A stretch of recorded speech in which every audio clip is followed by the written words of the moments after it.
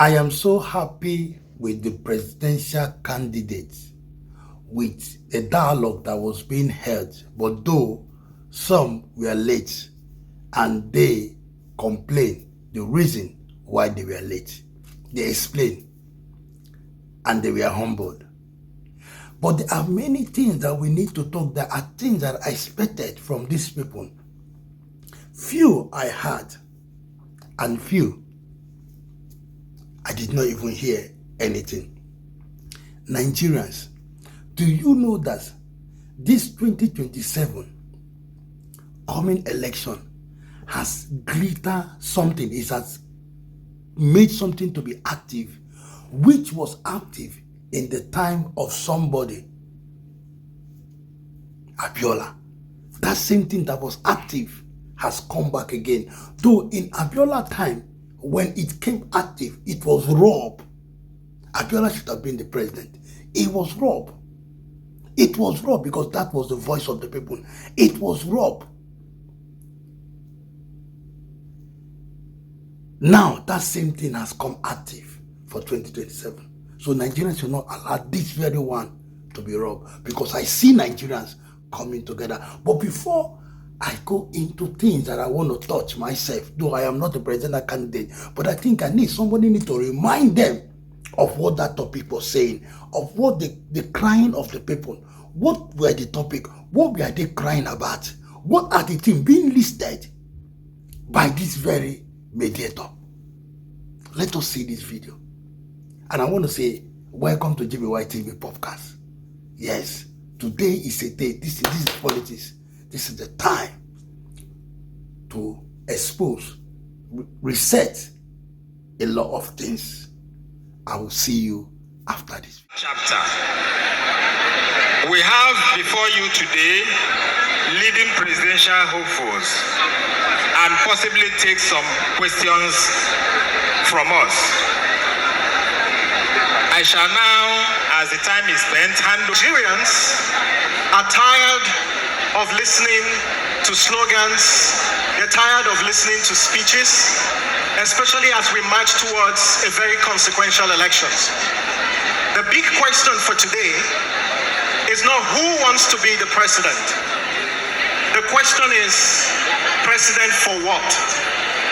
And so in this session, we're going to be asking the presidential candidates not what they want to do, but how they're going to do it, how they are going to fund the reforms, but more importantly, whether they are able to provide some of the questions that Nigerians are asking. And the questions are simple.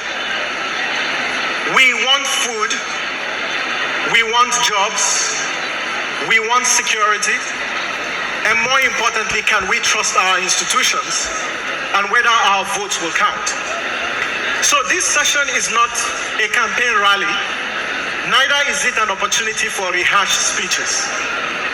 This session is to interrogate some of the issues that you have put forward and see if we can have a conversation about the future of Nigeria. So I'm going to pose questions to our speakers, and at some point we will come to you for questions. Call you by your name, or I call you Mr.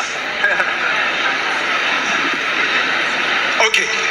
One thing that the opposition agrees with is that Nigeria needs to be reclaimed, and our current trajectory needs some repurposing. You all collectively agree that to remove an incumbent, you need a coalition. Why is it that the entire opposition has not built consensus around one candidate? Is it a question of ideology? Is it a question of strategy? Or it's your personal ambition? And maybe to be very personal, will you agree to step down for a candidate where evidence shows that that candidate has a better chance of clinching victory? And we will go this way because you are seated in alphabetical order. And you have 2 minutes to answer this question. Why is it that the opposition is not coalescing around one candidate? If you all agree that you require a coalition to trump the incumbent. Well, thank you very much, everyone. We welcome you to Port Harcourt, but to go straight to the point, I disagree with you that we need an opposition to defeat the incumbent. Only if the opposition is opposed to the incumbent, there must be ideological differences. We must be a spectrum of people who are different from the people who are there. If you support removal of fuel subsidy, you are not different from the government in power. If you support and live a corrupt lifestyle, you are not different from the government in power. It is the people, the Nigerian people, that will defeat the incumbent, not their friends who do not want to change the old order. The question you also ask is, will I step down for someone if they have better chances? The question is, what do they have chances to do? Is it the chances to continue more of the same or to change the trajectory of Nigeria? I'm not here as a presidential candidate to manage Nigeria's decline. I'm here to change the country for good.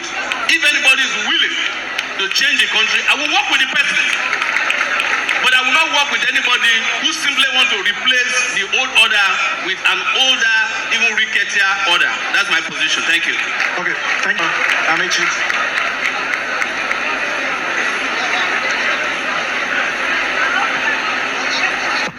Well, I bring greetings from former Vice President Atiku, who has directed that I represent him in this conference. Maybe he chose me not only because I'm the vice presidential candidate, but because I'm also a lawyer. Coalition as it is today is difficult to achieve. If it is possible, I'm sure that Vice President Atiku will be willing to participate. But the difficulty in it is everybody has ambition. Nobody wants to give up. There are very few politicians who are in love with Nigeria. You can clap as much as you want. There are very few politicians who are in love with Nigeria. What the politicians are doing is just to come in and milk the country dry. I know the question that will come from one of you now will be, were you not one of them? Yes, I'm one of them. It's a quick question, I'm one of them, but when you go out to the street, as you live here, you will see 2 new primary schools I built. They've been abandoned. The road across was built by me. The road here was built by me, so I'm different. And ADC provides for you a different kind of leadership completely. If you can't perform, please don't vote for us. That's our position. If you can't perform. When we were campaigning, especially me, I said to the world, literally every politician contesting for election, apart from him and some few others, have held one position or the other. So why are you finding it difficult to choose from one? Go and do a referendum on all of us. Look at those who have stolen your money. Don't vote for them. Look at those who are exhibiting their wealth. Don't vote for them. Look at those who have governed states and say, what have they governed? What have they done? So coalitions may not be able to work because individual politicians have their ambitions and they don't want to give up. And since they don't want to give up, Nigerians should come together and vote for experience and capacity. That's what I think. Well, thank you very much. Thank you, and thank you for the honor of going to speak to this wonderful audience. Well, when you talk about coalition, the first is to ask, coalition for what? If the coalition is for good governance, to tackle the issues affecting Nigeria, I agree on it, and I still think it can be achieved. However, when we talk about coalition, we have to first examine people's records, starting from their background, their competence, their capacity, their commitment and character to be able to drive that new process. If we have somebody who I'm convinced will do that work, of course, yes, we're already talking with each other.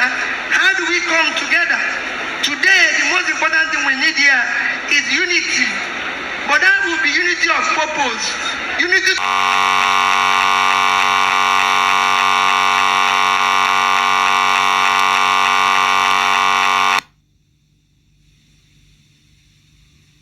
Referendum.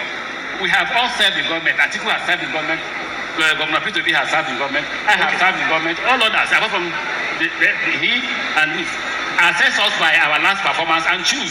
Don't just go because you are from Ikure or you're from Momoko and choose your. Okay. No, that's why we're running down. Okay. Thank you. I pay my respect to the Nigerian Bar, the learned seat, your lordships of the bench, and fellow Nigerians. The question you have asked is the most important question for the political class. Because the political class, they are struggling on how one another. And who is going to go next to continue is managing the economy. People just want good government. They don't care if the professional politicians succeed or not. They care about why is it that every 4 years we hold elections and nothing changes, and if things change at all, they change for the worse. Now the question you're asking has been brought to us before. The Social Democratic Party, which I represent, has had interaction with the professional politicians. There was a time when they wanted to come with a coalition to come to the SDP, and we had negotiations with them. And from that interaction and negotiation, we discovered 3 things. One, that they don't care about ideology. They just want to win and figure out later. Okay? In the case of the SDP, we are committed to Chapter 2 of the Constitution, fundamental objectives and directive principles of state policy. If you don't subscribe to that, you cannot even be a councillor in SDP. Okay. And they don't subscribe to that. Okay. Secondly, we don't rotate power based on ethnicity and religion, your turn or my turn. Okay. We do it based on your understanding of the needs of the country. Thirdly, we do not measure candidates with respect to how much money they have, what they call war chest. So for that reason, we are just going to the Nigerian people to form a coalition with the Nigerian people. If, however, because the professional politicians are also part of the Nigerian people, if they come and subscribe to Chapter 2 of the Constitution and subscribe to the ethics and ethos, we will work with them. Thank you. Expressed the possibilities. But since you have the mic, let's pivot to the discussion on the economy. Now, the most topical conversation in today's Nigeria is the fuel subsidy conversation. Now, I've listened to virtually all of you. Some of you have criticized the policy, how it's been implemented. Some of you welcome it. Last week, the federal government told us that they've saved about 15 billion naira from the subsidies.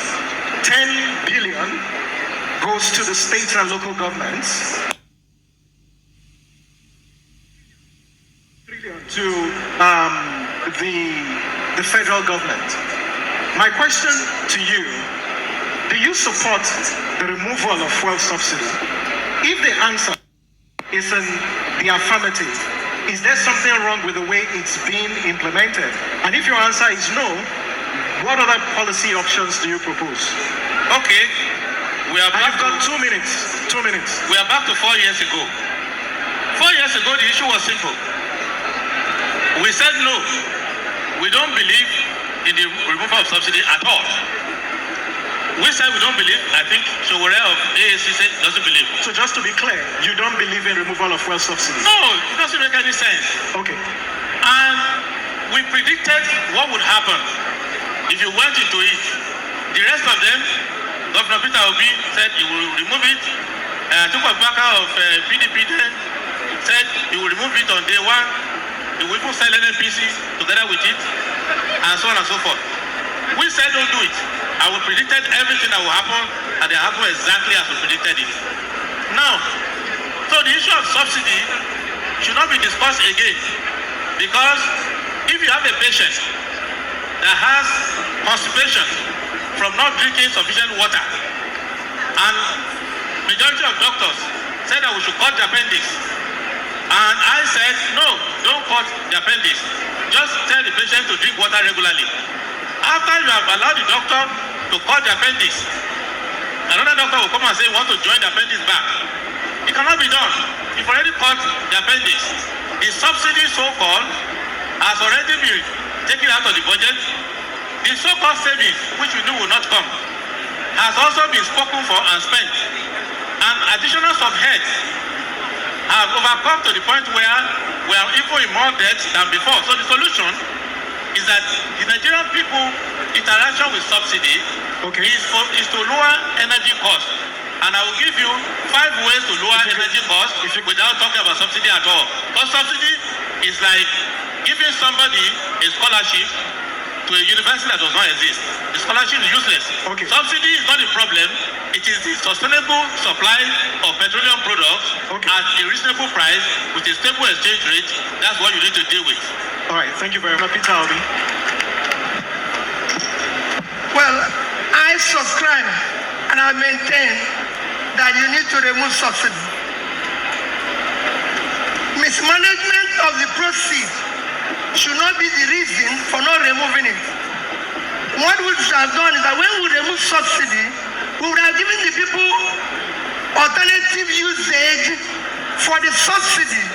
What we have today is that that removal and the attendant resources being recovered is also being mismanaged and stolen. For example, we have received, according to them, 16 trillion. We will, I said it before, go to my manifesto and say I will remove subsidy. We'll do it in an organized manner, and whatever we recover will be invested appropriately. And I just give you an example because we have no time. Let's say you remove subsidy and you decided number one thing a nation needs to develop is health. And today our health is very poor, our primary health care is very poor, where we are now have more maternal and child issues than countries like India. Assuming, let me use 5%. You said that they saved 15.8 trillion. So call it about 16 trillion. So 5% of that is just about 800 billion. And if you decide today, our biggest problem is issue of primary health care. If you decide to put primary health care in each ward, just each ward, in each ward, today it will cost you, from our own studies, an average of 100 million naira for one. We have 8,809 wards. Call it 10,000. I use 100 million naira for each. It will cost you 800 billion. Okay. If you decide today, we have issue now with kidney dialysis. We have over 25 million Nigerians have kidney issues. To build a kidney center, you need 200 million. And we need about 1,000 centers when we have less than 200. We need about 5,000 machines when we have less than 800. It costs you 200 million to do a center, and it costs you exactly 10 million to buy one machine. So you need 250 to set up a 5,000 machine center, 1,000 center, and it's only 250 million times 1,000 is 250 billion. You still have 14.7 billion. So it's what you use the money for. That is the problem. Yeah, but we will use the money in an organized manner. But just to stay with or you save it. If they have saved the money and decide to do like any other country, we would have had $10 billion added to our sovereign wealth fund, which if you add it today, we'll be getting about $10 billion every month, which we can use for purpose. So don't say because people use the money they're supposed to utilize very well for party, and you say no, we should bring back. What I've said is that people in government have asked Nigerians to fast. Okay.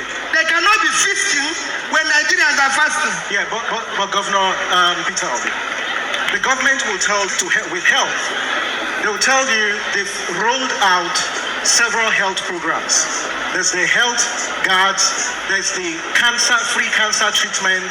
There are several health programs I that the can tell you government has there's rolled none. I'm going around. I don't believe I physically go around. And I can tell you, we have less than 10 cancer centers in the whole of Nigeria. Okay, let's come to so your principal issued a policy. Center, 1,000 center, and it's only 250 million. Times 1,000 is 250 billion. You still have 14.7 billion. So it's what you use the money for. That is the problem. Yeah, but we will use the money in an organized manner. But just to stay with or you save it.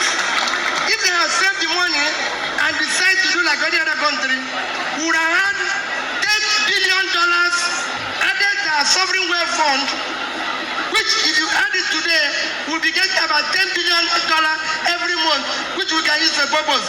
So don't say because people use the money they're supposed to utilize very well for party, and you say no, we should bring back. What I've said is that people in government have asked Nigerians to fast. Okay. They cannot be feasting when Nigerians are fasting. Yeah, but Governor Peter Obi, the government will with health. They will tell you they've rolled out several health programs. There's the health guards, there's the free cancer treatment. There are several health programs. I can tell you there's none. I'm going around. I don't believe I physically go around. And I can tell you, we have less than 10 cancer centers in the whole of Nigeria. Okay, let's come to so your principal issued a policy, a statement just a few days ago, and it appears he has deviated from his previous position. Is that true? I want to address the conference standing. Nigeria is in a state of shock. Poor people are dying every day. The reason why people are dying is that when I tell Nigerian economists that we have no economy, they say it's not true, we have an economy. But an economy that does not provide money in the pocket of Nigerians is not an economy. Any economist who says we are making progress and there is poverty in the pockets of Nigerians must be a very bad economist. Now let me give you figures.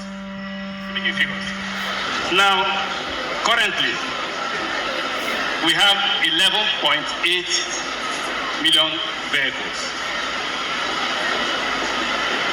Industries are not working, so we assume that consumption of the industries are not as much as the vehicles.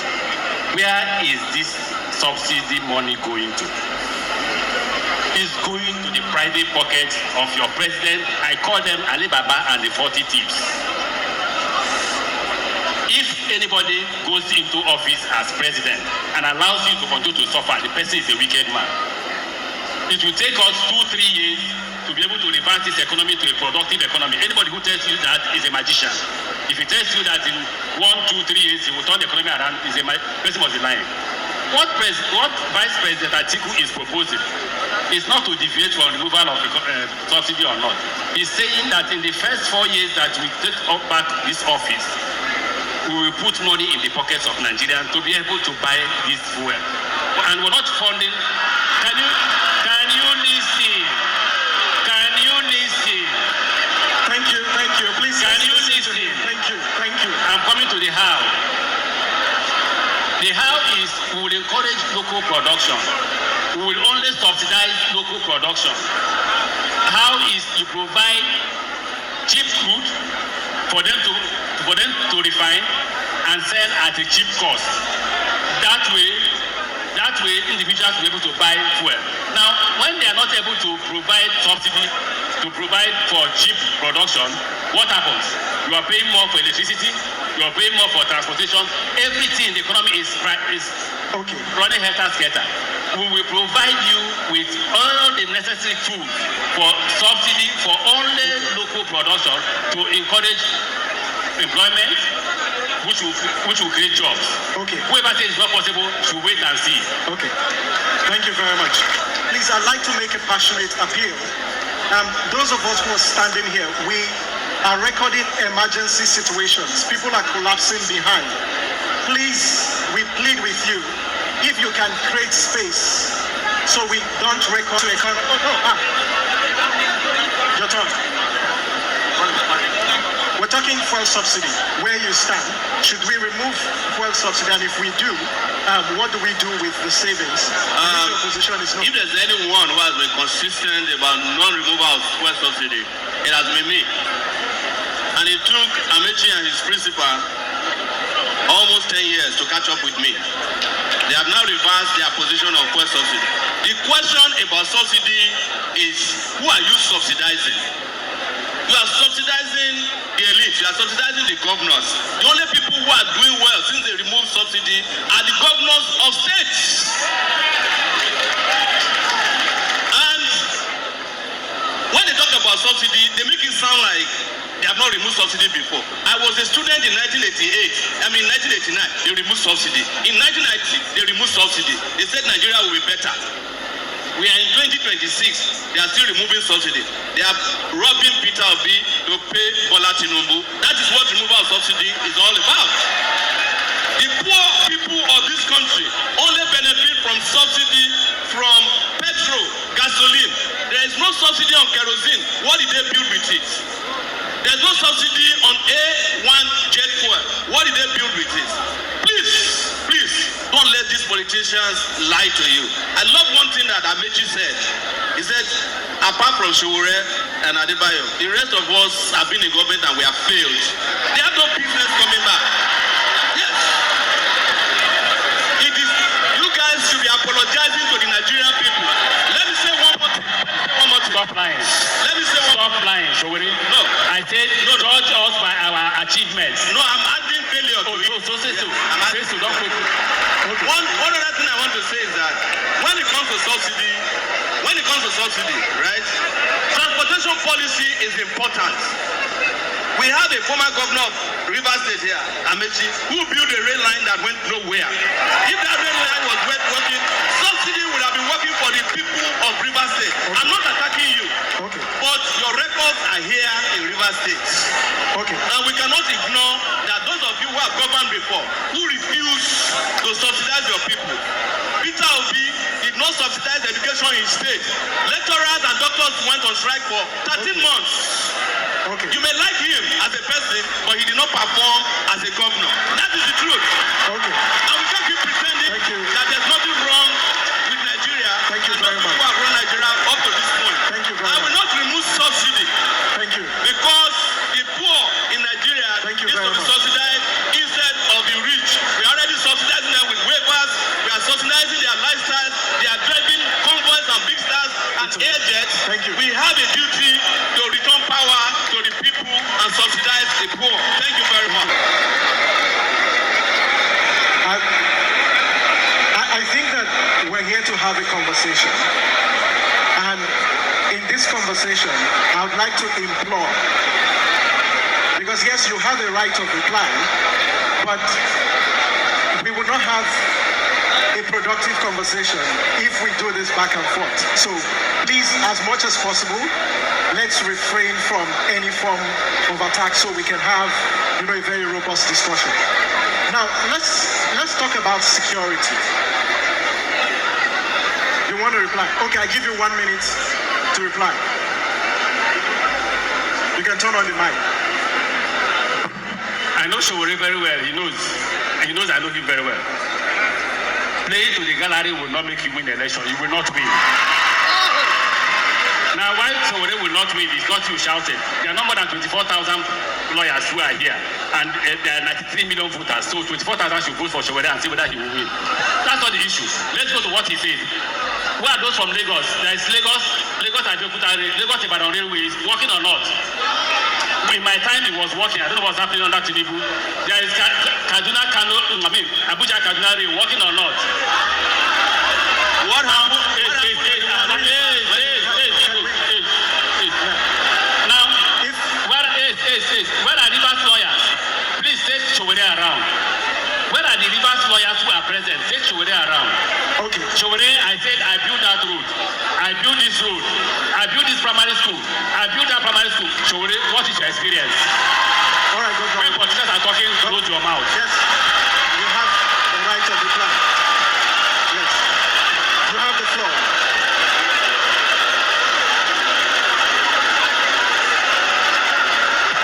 You have 1 minute. 1 minute.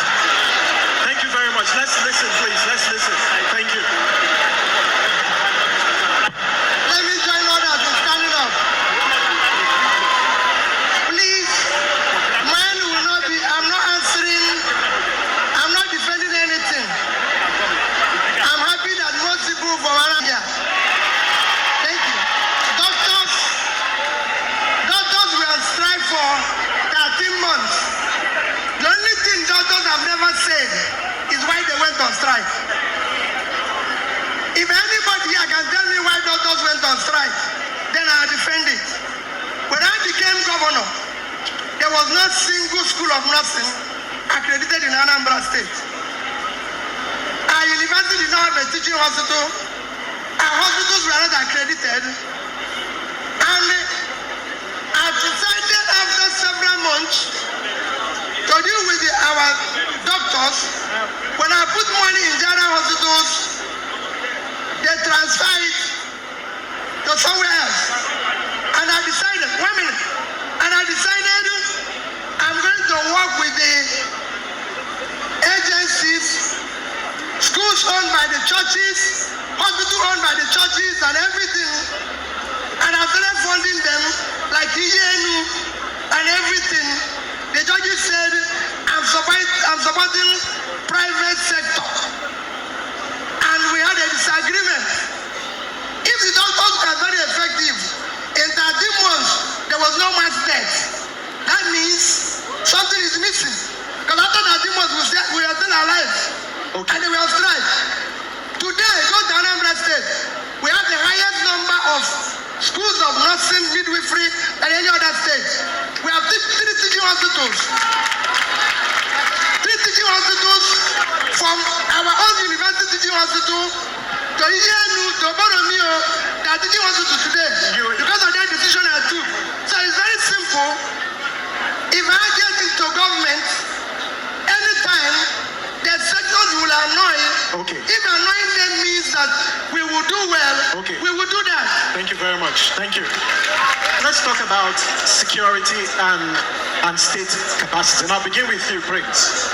Now, successive governments have made investment in security. Whether it's increasing defense spending or different programs that have been introduced. Today, the Global Terror Index puts Nigeria as the 4th in the world. In other words, Nigeria is the 4th most terrorized country in the world. Now, the 2026 budget puts funding for security at about 5.43 trillion. Cumulatively over the last 5 years, CJID reports that we've spent over 6 trillion. In fact, recently, we are told that 31 states of the Federation have spent over 252 billion just addressing local crimes and insurgency at the state. What is your take on the state of security and what alternatives do you have to address the security challenges that Nigeria grapples with? Thank you. First and foremost, the theme of our own campaign is farewell to insecurity, poverty and insecurity, and they are linked. Now, once you start to interrogate security with respect to what is in the budget, you have 3 problems. What is being put in the budget is not for security. It is for the spending of those who are in government. That's number 1. Number 2, the insecurity in Nigeria. No, but how do you say it's for people in government? Because we buy arms as a country. Can you substantiate that? If you have been reading EFCC reports, Yes. you will see the reports there that shows to you that the money budgeted in the name of security is going to everywhere except security. It's going to buy vehicles, campaign for elections, do prayer in Saudi Arabia, do prayers here, sharing, and EFCC is seizing assets, all of them, up and down. Both those who are in politics, those who are in government, and those who are in the military. So don't let us pretend that we don't know. We are lawyers here. We are the ones who go to court to prosecute them or defend them and all of that. What I'm letting you know is that the greatest sin of Nigeria is to pretend that we don't know that something is happening that's happening in front of us. But what do you intend to do to fix the insecurity? Let me even lay the problem where I can fix it. No, I think we should go to the solutions. No. Because we know the problems. No, you don't. You are misdiagnosing it with your question. The terrorist is your government. The people in government are the terrorists. So how can you say that you want to fight terrorism when the terrorists are in the villa? And the terrorists are running the government. And the terrorists are the one in Savara using terrorism to mine gold and use the gold to fund campaign and become chairman of campaign. Okay. And you are there, you don't want to recognize that. You don't know that it is those who work in security and those who are in government who are the beneficiary of this kidnapping money. All right. You don't know, please. You were attaching all kind of drama here. Let me put facts clear. I understand, but No, don't start with time. time. You didn't keep the time earlier. Let us respect the rules. No, I did. You did not have counting here. I did keep so the the point time. I'm making is this. Let us make it clear. Yes. What is clear today, if you want to know the truth? If you remove these politicians who you keep re-electing, they will go away and their terrorist partners will go away. If you keep re-electing them, the terrorists will continue because they and the terrorists are in partnership. Okay. And if you are talking of fiscal, okay, in Buhari's government, let me tell you something clearly. In Buhari's government, and some members of that government are here, when they were leaving, in addition to all the stealing, theft, and all of that, they left 33.7 trillion in money they printed without appropriation of National Assembly. And they used all that money to buy dollar at official rate from Emefiele and turn themselves to trillionaires. Okay. So, and all of that money, substantial part of it was taken in the name of security. Therefore, in conclusion, Prince. Yes. Your government is more terroristic than the government of Afghanistan or Sudan. So that is why you are under terrorism. Yeah, but Prince, question. What you're saying, your policy proposal to fix insecurity is to remove the government or those who are in power, because I've not heard concrete things, concrete actions to address things like farmer herders crisis, like the communal clashes, like there's several security challenges we're grappling with. Okay, let me tell you. All these are the diversionary things. I go around the country. I know 774 local government with my 2 feet. There are no other farmer clashes anywhere. What you have is this. The people who kill the local communities are not herders. I'm a herder myself. I'm closer to 1 million number of cattle I have, and I've not killed anybody before. So what I'm letting you know is that the government of Nigeria has, they say I'm going to do 3 things. Yeah. One, if you cover the mining cadastre properly and identify miners and let miners know that in any territory where you are operating, you are responsible for any killings there, because the killing that is going on in Nigeria is the killing of people trying to displace people from areas where they identify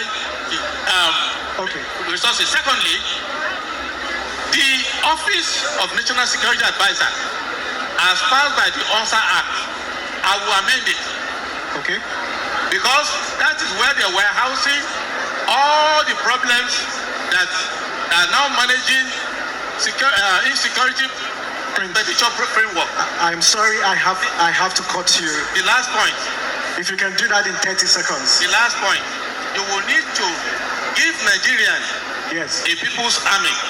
I will reorganize the armed forces, not the empty creation of divisions by President Tinubu, where a whole division is not up to the strength of a brigade. I will create new divisions so that the people of Nigeria in Rivers State here, they will be the one running the armed forces to protect them, as in England, in Germany, in many places. Those are the things you would do. But if you have terrorists in government, thank you very much. Any of these things. Yeah, thank you very much. Governor Peter Obi. Well, it's a very simple, for me, we have a very serious insecurity problem, which there's a lot of things people can look at. But my own method of looking at it is first, you need to do a comprehensive study of our strategy to security problem today. You need to audit the architecture that is driving that strategy and look at security from human security. So if you're going to deal with the issue of security, you have to do it from two areas. A, you need to look at the issue of poverty. Start tackling poverty and joblessness. The more you put people out of poverty, the more you reduce insecurity. It is a known fact everywhere.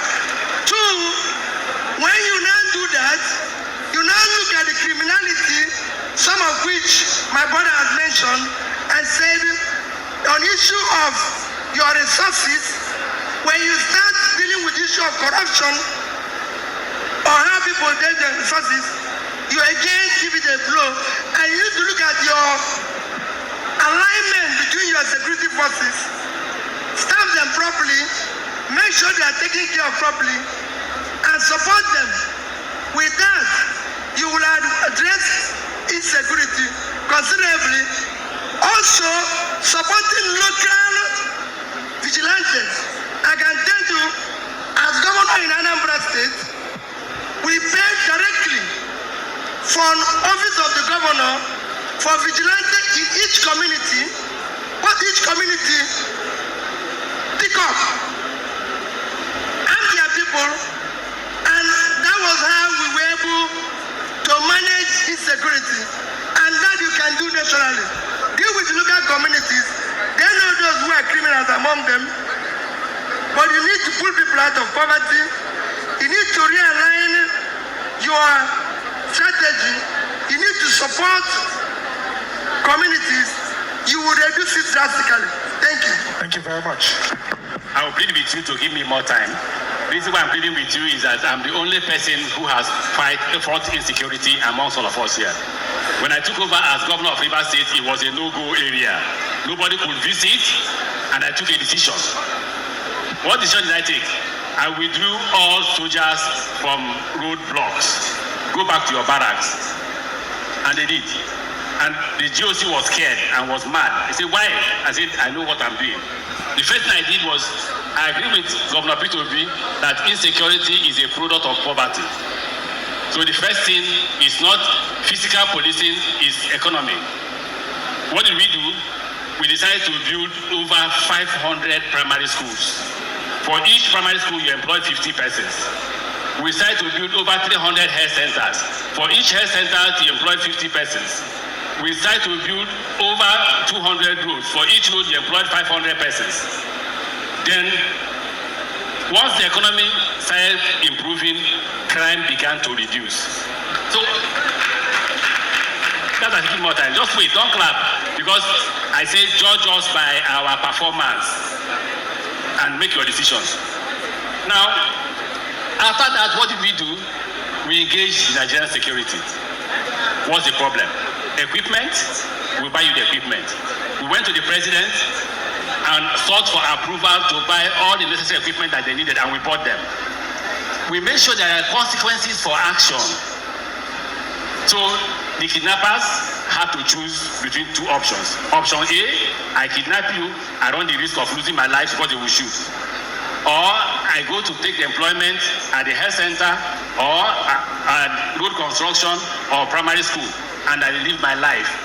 And they were paid monthly. At the end of every month, everybody received the salary. What did I do? I declared free education.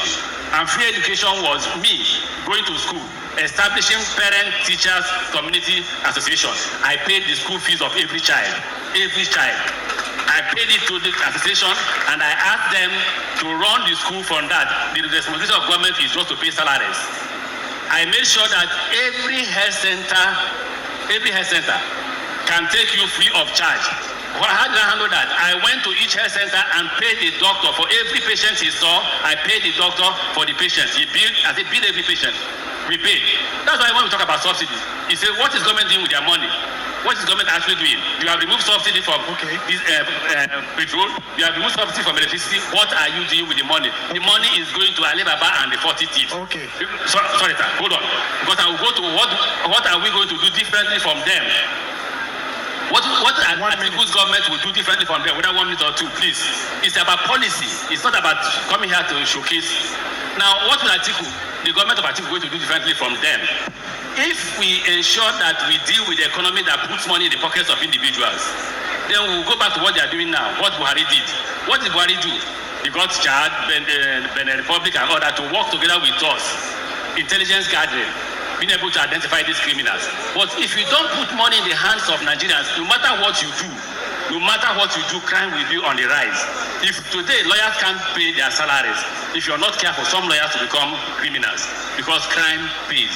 When you do that and you begin to identify intelligence, key.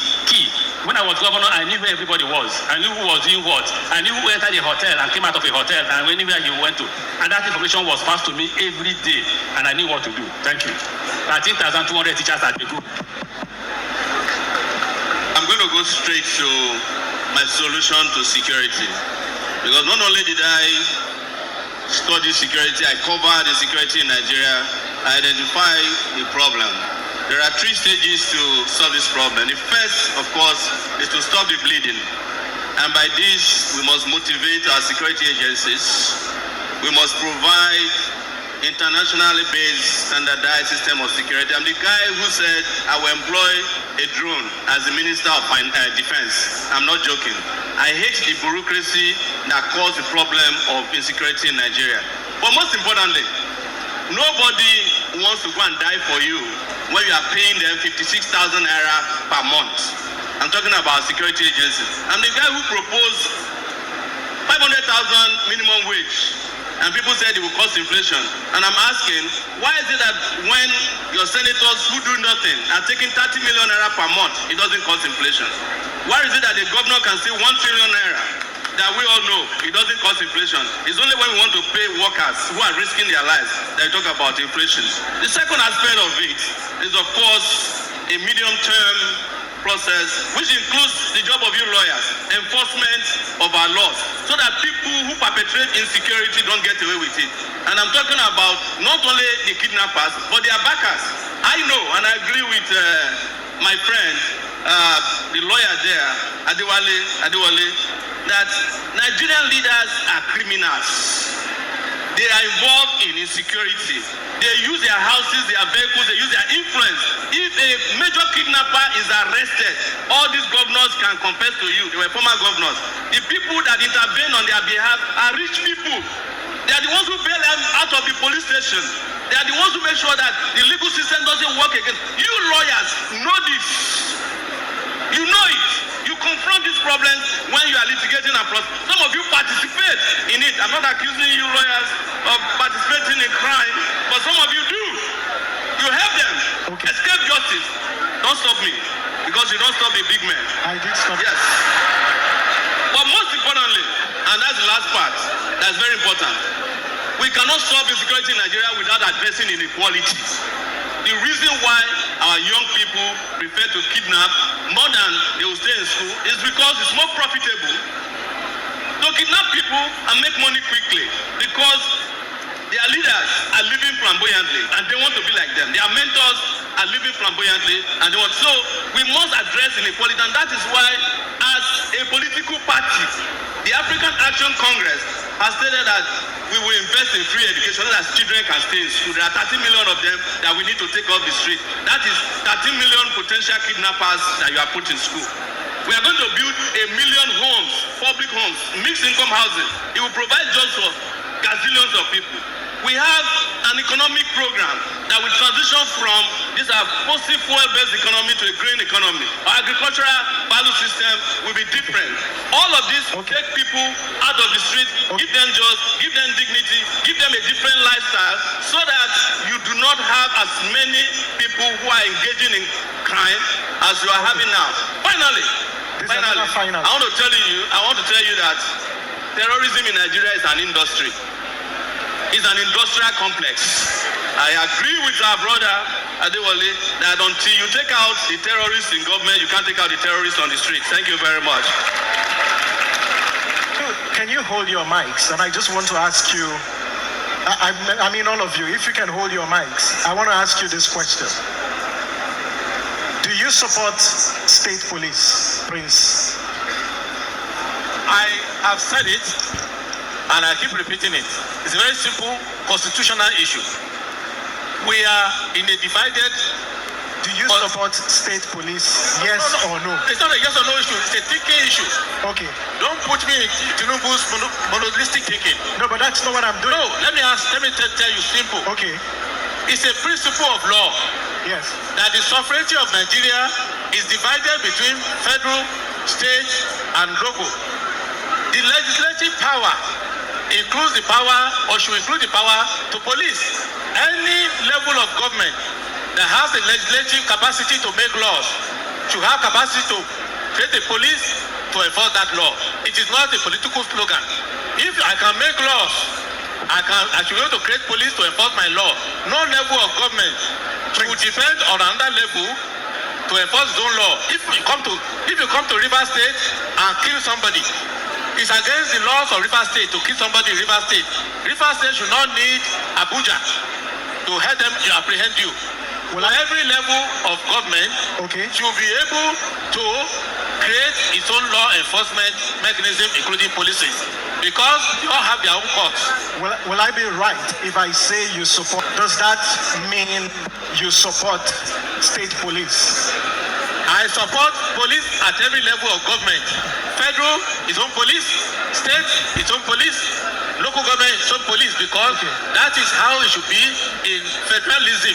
If you are practicing federalism, it's not a gift from the federal government to the state. It's an inherent right of every level of government to create its own policy system. The reason why you are discussing it because under the military, they use decree to abolish the policies, and they use decree to give you a constitution that is not federalistic enough. Okay, so what's your position? The current proposal is a trick. Is a what? It's a trick. A trick? A trick by President Tinubu to fool everybody. Okay, Governor Peter Obi, where do you stand? Well, if you had said police debate did not start today, it actually was mentioned when we were in office.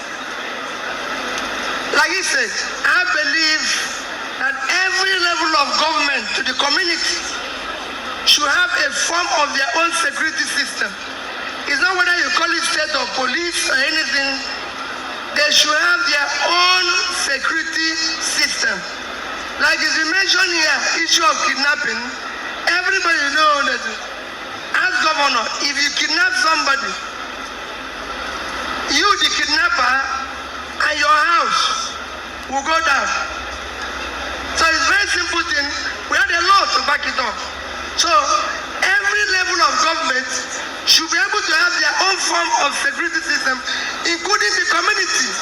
That's why I said I bought vehicles for over 200 communities, including the markets, including the churches in Anambra State, to provide their own security. Not the way they are doing it now, as if it's a gift. It should be a properly articulated system that is properly supported and funded, so we don't create another arm that will become terrorists. Thank you. Okay. Yeah, they will just bring it. Yes, you can proceed, Governor Amici. You can proceed. Again, I come with the issue of experience. As the former chairman of Governors Forum, the Governors Forum met and decided to support, some of us decided to support state police, others refused. When we voted, those who refused won. And I thank God they won, because my idea has changed. In place of state police, I support community policing. But I need to talk with Vice President Atiku to know what his views about policing is. But for me, as an individual, do I support state police? No, I support community policing. Why? Balance of forces. If in every village you have community policing, then the criminals won't come into the village, because they know that as they are carrying weapons, there are enough policemen with weapons to resist them. The reason why they are successful is that there are not enough security forces in those communities where they invade. So for me, I support community policing, but for my presidential candidate, I need to speak with him to know what is his ideas. Okay, is there a difference between state police and community police? Yes. What's the difference? Yes. Don't forget, I'm the vice presidential candidate. It means that he and I will sit in virtually nearly every issue. We will discuss that. But what is the difference between state police? State police is funded by the state and controlled by the state. Community police is at the local level. And the idea is not who controls it actually. The idea is to know who is a criminal, to know how to manage each community. So for instance, I come from Ubima. If the criminal is in normal one, he can't come to Ubima because there is a police station and there are armed men who can take them on. All right, yes. Support federal police, I support state police, I support local government police, I support campus police, I support even township police. And we already have all of them. But I have a proposal. We must remove security vote from governors. Put it in an escrow account, so that if we hire state police, if they don't pay them, we pay them from that escrow account. It will be dangerous to have irresponsible police commissioners in the hands of the governors. I am a person who suffers from police abuse on a regular basis. It is in my own interest, personal safety, not to support irresponsible policing. Let's ensure that if we are a federation, we are truly a federation. And what that means is, I don't know why we are debating state police. The Constitution has made it clear. All the federating units must be able to control their own security. But your governors are stealing local government money. We must make sure that they have autonomy. We must also regulate and standardize. What do I mean by regulation? If any of the state police agencies go rogue, the federal police must be able to move in, take it over, and ensure that they stop acting rogue. That is the only part of my own caveat regarding state police. Otherwise, I support policing at all levels. And also, they already have police at all levels. What is Amotekun? It's state police. What are the vigilantes doing? It's state policing. What is Agune Chamber? It's state police. The difference is Agune Chamber is rogue. We need somebody who will be able to go there and control them if the governor is misusing those powers. That's the only difference. Okay. But I want to tell my friend, Governor Amici, since he's not in touch with his presidential candidate, join us. You have lost touch with your presidential candidate. It's not too late to join our party and let us liberate this country. But you will not be vice presidential candidate to me. We have already chosen one. Thank you very much. Okay, colleagues, we've been joined by the presidential candidate, former governor of Cross River State, Donald Duke. You're welcome to the panel. Let's give him a round to give you time to catch your breath, because we've had a very riveting conversation cutting across the economy, the security, which is where we are. But before we go into discussion around just with this discourse on security, can you tell this organ what alternative policy propositions you have to deal with the insecurity challenges that Nigeria grapples with? My colleagues, and my apologies for coming late. There's a general principle of governance that anything that is essential must be local. So for instance, if water or electricity were essential, you have to localize it. You couldn't produce water, for instance, from Sokoto and pipe it down to Port Harcourt. Security is local and has to be, it's essential and has to be local. Bearing that in mind, obviously I support devolution of policing, but that's only one aspect of it. The fear is the abuse. To get around that, I think the first charge is let's deal with our judiciary. As long as our judiciary is not up to scratch, then there'll always be that fear. So it works, judiciary and policing, it's all law and order. If we don't get the judiciary right, where there's recourse to abuse, because there will be abuse. Even the federal police is abused daily. So the abuse will be there, but now you're devolving the abuse, as it were. If you have a weak judiciary, if you have the kind of judiciary we have now, and I'm not here to exculpate the judiciary, but if you don't do anything about it at that level, then the fears that have been expressed by various sources and various people would be real. Now, are we going to have a perfect system? No. But let's remember one thing. 80% of policing is intelligence gathering. Only 20% is enforcement. As it were, the intelligence aspect of our security is very, very weak. You would think, for instance, that Boko Haram, that has been around with us for over 15 years, we should have infiltrated their ranks by now to know who they are, how they operate, their source of funding. We're still groping in the dark. Foreign countries have more intelligence about our environment than we do. We spend more time in enforcement than intelligence gathering. And like I said earlier, intelligence gathering is 80% of policing work, but they go hand in hand. We can postulate all the virtues of local or state policing or local policing, community policing, but if you don't have a strong stopgap in the judiciary or the magisterial level or whatever levels, Okay. I think it'll be an exercise in futility. Thank you. And the question is, what's your position on fuel subsidy? Did you support its removal, or its, I wouldn't say retention now, because it's non-existent at the moment? But what's your position on fuel subsidy? You can't remove what doesn't exist. I postulate there's nothing like fuel subsidy. You see, from every barrel of oil, there are about 7 or 8 products, depending on the type of crude oil you have. Some even have as much as 12, right? The ones that really pertain or concern us are PMS, petrol, and diesel, largely, maybe LPG. Now, if you refine it, there's some that, like aviation fuel and all that, those that have premium value. Petrol, because it's an engine, and diesel, because it's a fuel that runs your economy, and it's a gift that nature has provided us with. Honestly, economically, there is no subsidy in that thing, right? Because you see, when we were doing swaps, we said about 300,000 barrels of oil in exchange for petrol. No one ever mentioned the byproducts. No one knows what went to it. That's why I believe it's the biggest scam that has been perpetrated in this country. I don't believe there's a subsidy. But even then, look at it from another angle.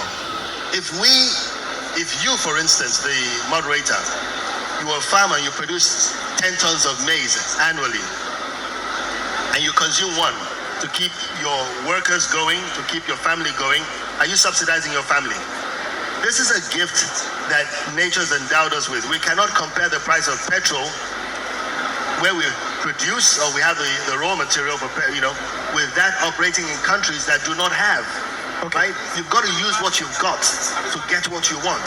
And okay. So my one last word.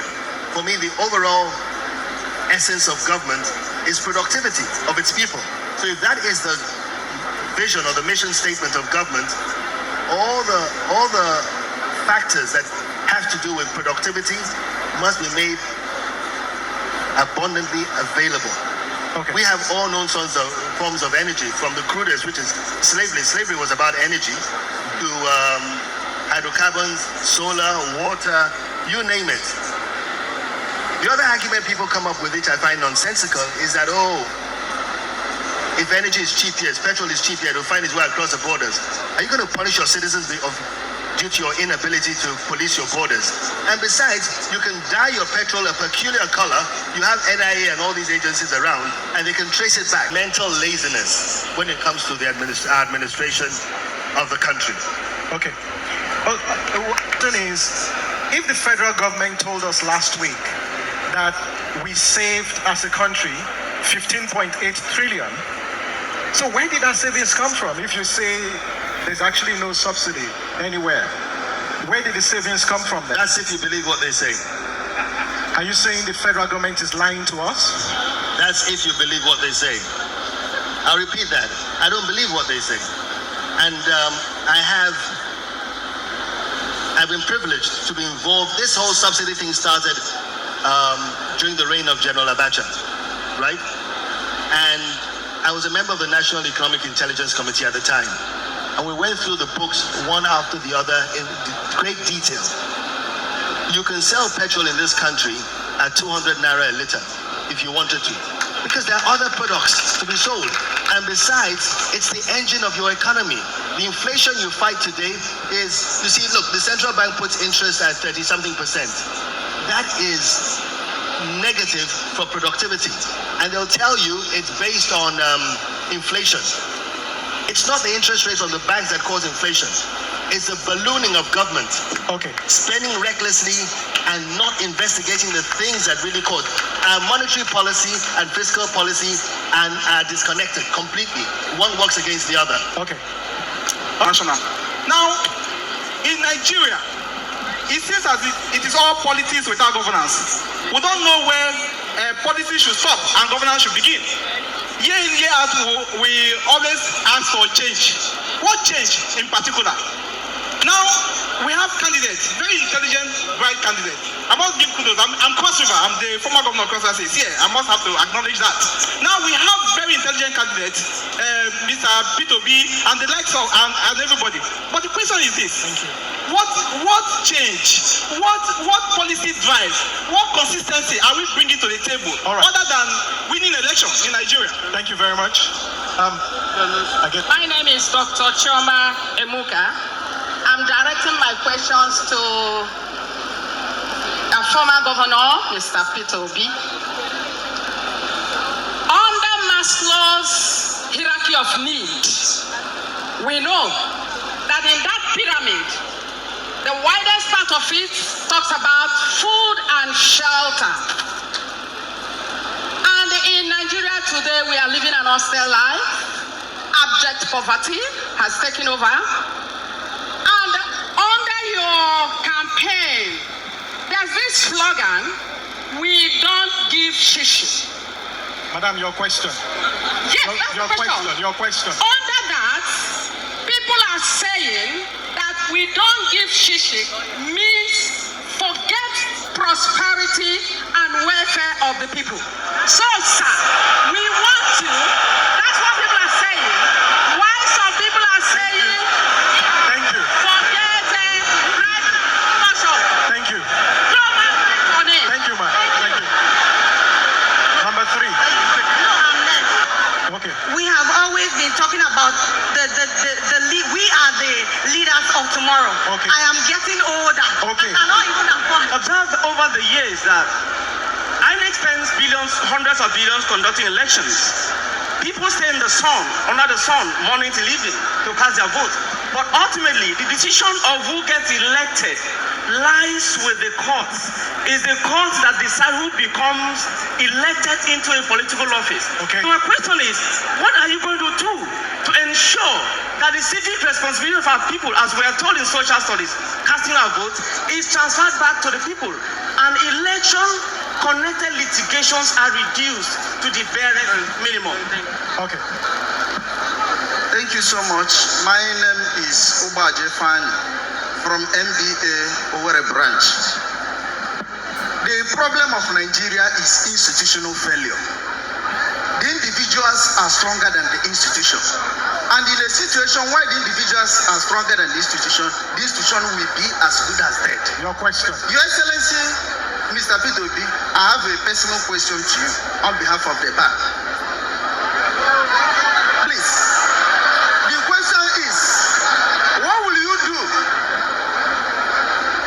happen to emerge as the President, Federal Republic of Nigeria, on the issues of individual being stronger than the institution, and what would this institution, how would this institution regain its powerful nature? Thank you, sir. That question, Elijah.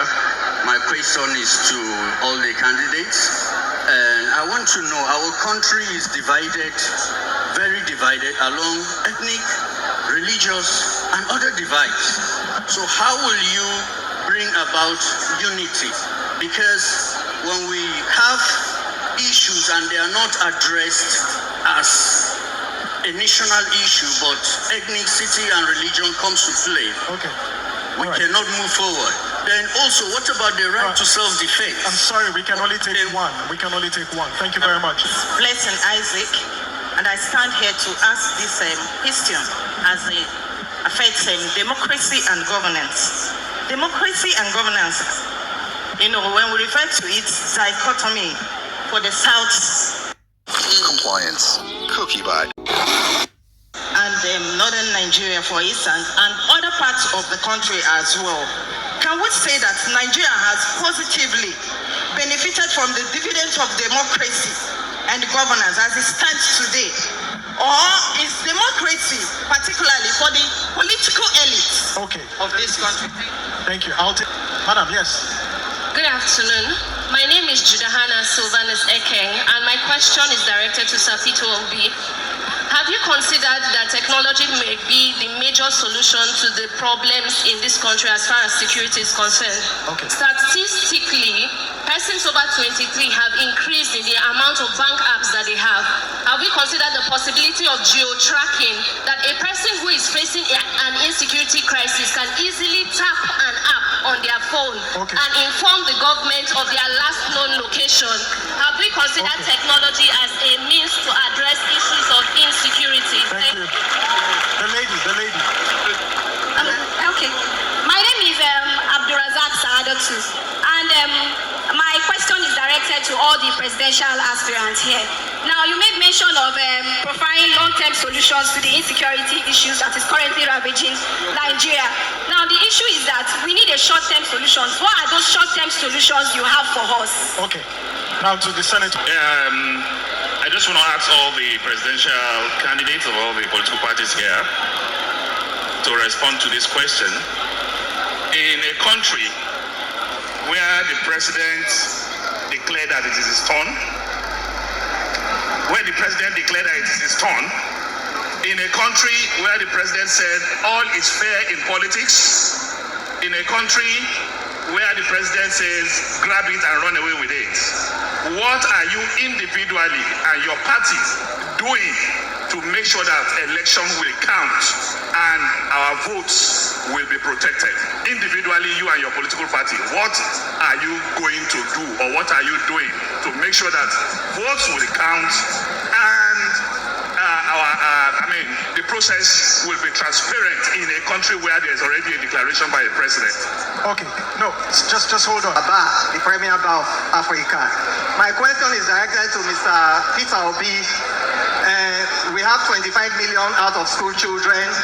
We have 17 million naira in starvation currently. We have over 40% unemployment rate, and we have over 60% of multi-dimensional poverty in all areas of human affairs. Okay.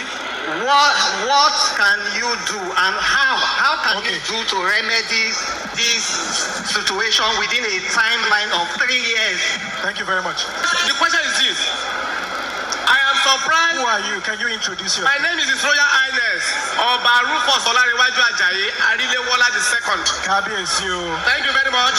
I am surprised none of the president candidates say anything about the fundamental flaw of Nigerian character in the constitution that we are operating right now. God, when He created this world, told us, let there be light, let there be human being. God did not say let there be armed robbers. God did not say let there be insecurity. Okay. We know Jesus Christ died in between two things.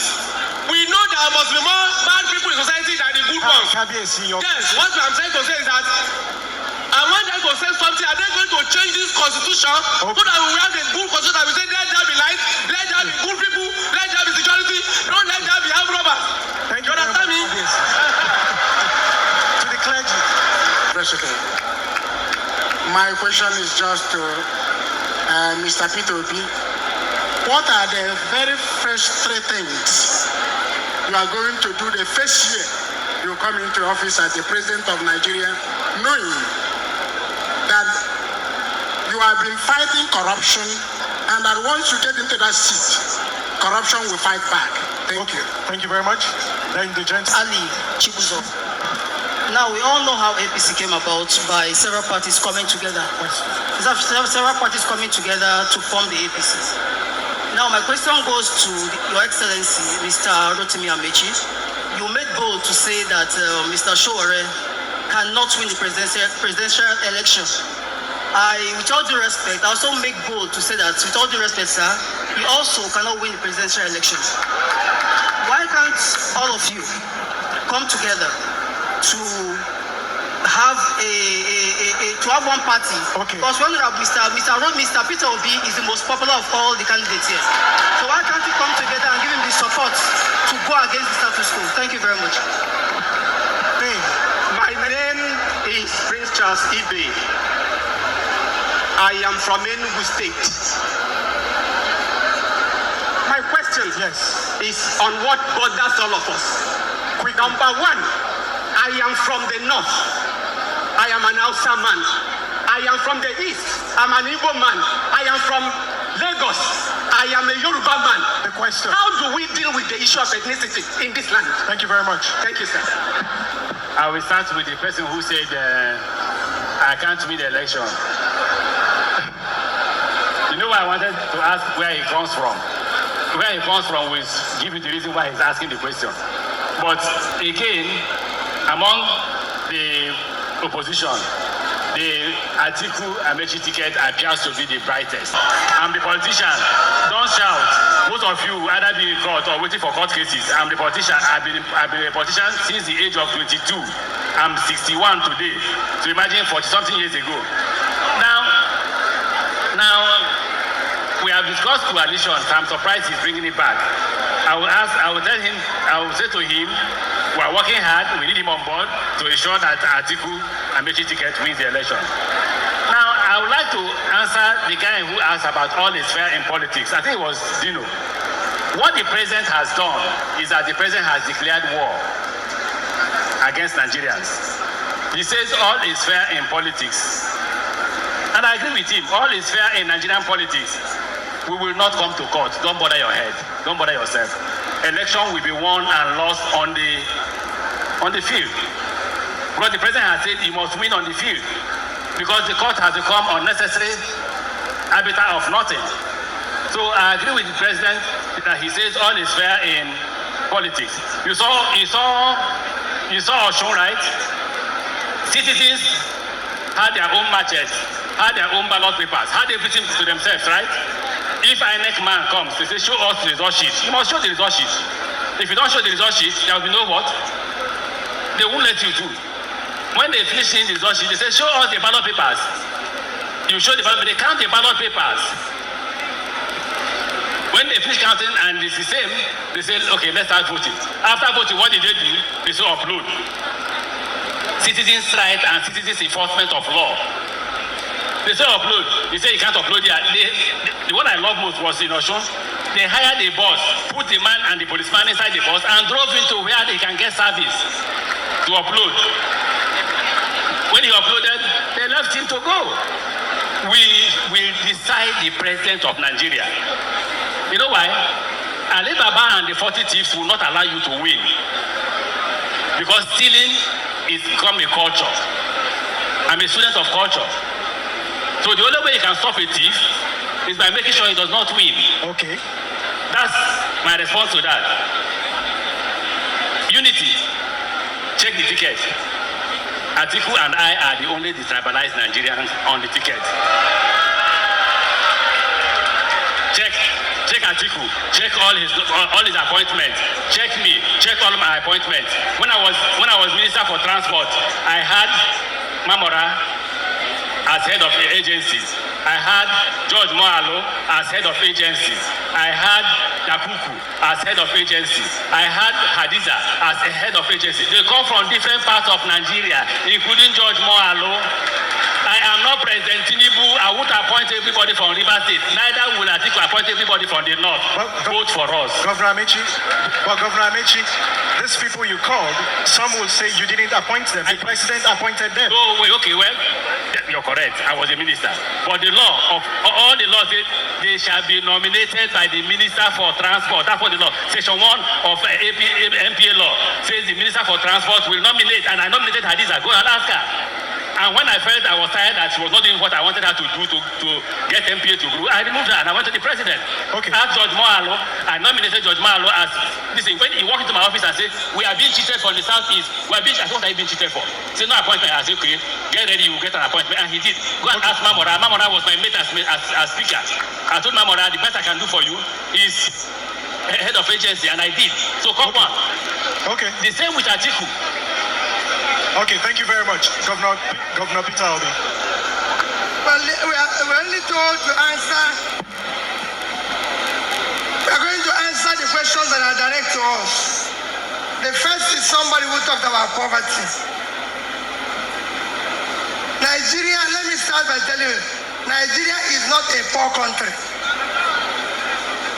Nigeria is poor because those of us who are leaders are stealing the wealth of Nigeria and driving Nigeria into poverty. We can decide Nigeria is poor today because it's not a productive country. Somebody came here and talked about hunger. Yes, today Nigeria is one of the hungriest countries of the world.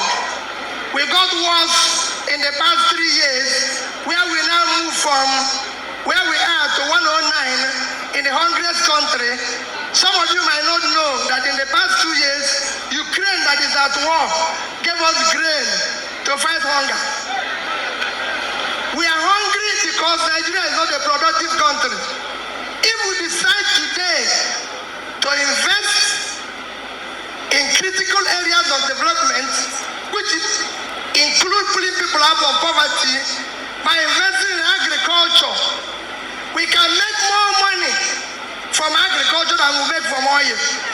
Countries are doing it, and I'm going to use 1, 2, 3 countries around us to show example. Today, our most stable food is rice. Nigeria produces less than 10 million tons of milled rice.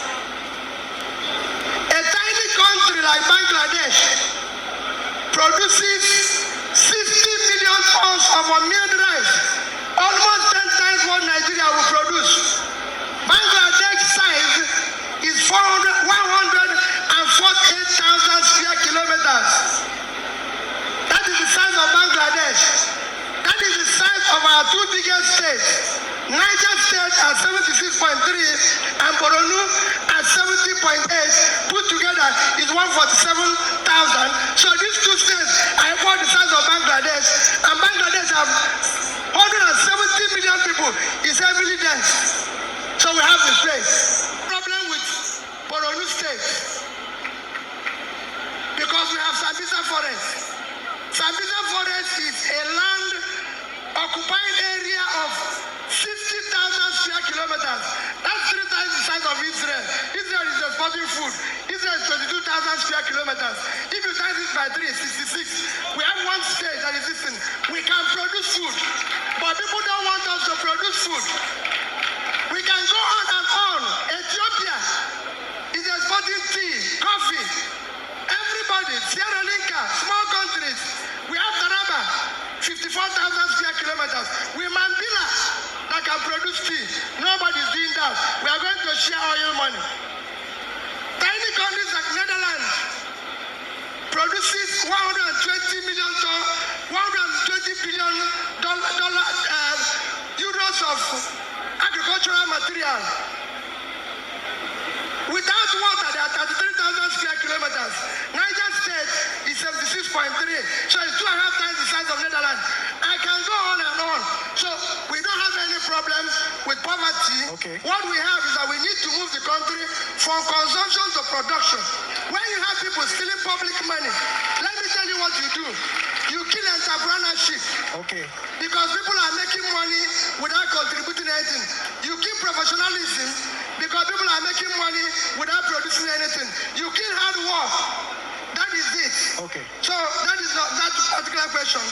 The next question I was asked particularly is issue of religion. Somebody mentioned issue of people being stronger than government. Nobody is stronger than government. It is the people in government that are allowing the rascality to continue. Otherwise, we have law, and nobody is above the law anywhere. Otherwise, let that person who is stronger than government even go to here and do it. They will arrest him, but they are here causing confusion.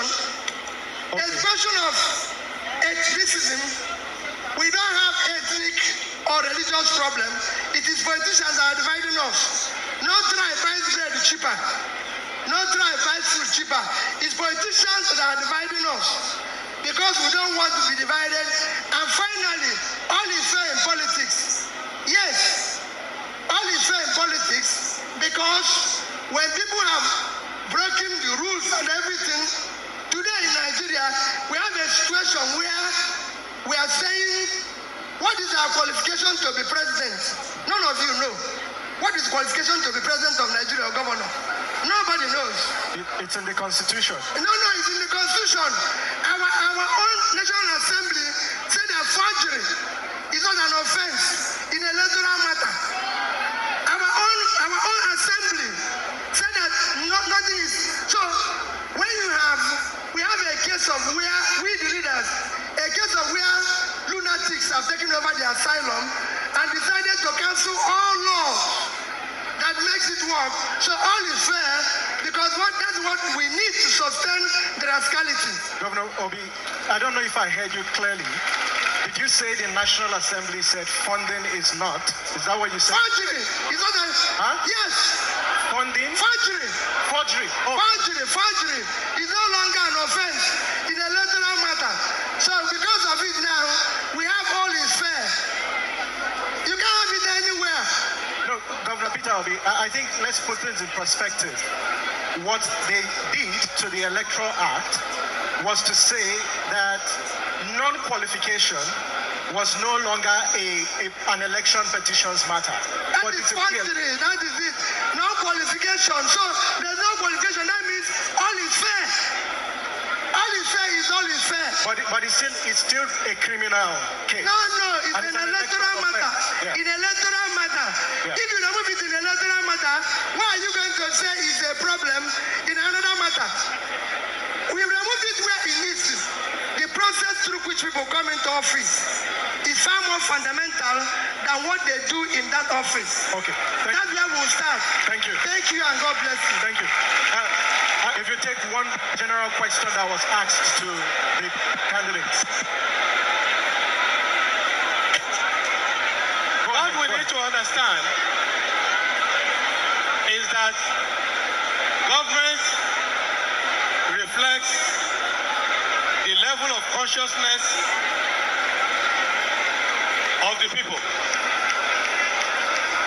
At no time have we been faced with an opportunity. Moderator, maybe you have one house first. Maybe you have one house. Go ahead, start. Colleagues, we're running out of time, and please let's listen to the presidential candidate of the SDP. Thank you very much. Go ahead. Okay. Let us get something clear. Today we are here for people's politics and governance. It starts with the people. It's your fundamental right. And if you get it wrong, you will only be complaining from generation to generation. The problems identified by the interveners here has to do with poverty, for example, and why we don't get government right. The only way can get it. Okay. It is not an individual thing. It is a process thing. For example, here, you are talking of food insecurity. I don't know about others, but I can say categorically, I am the only one on this stage who is a net producer and exporter of agricultural products. I have farms in 11 states. I produce, even in home, residence. You can't come to my residence without seeing dozens of cattle. Okay. And I am one of the largest producers of rice by Arewa farms.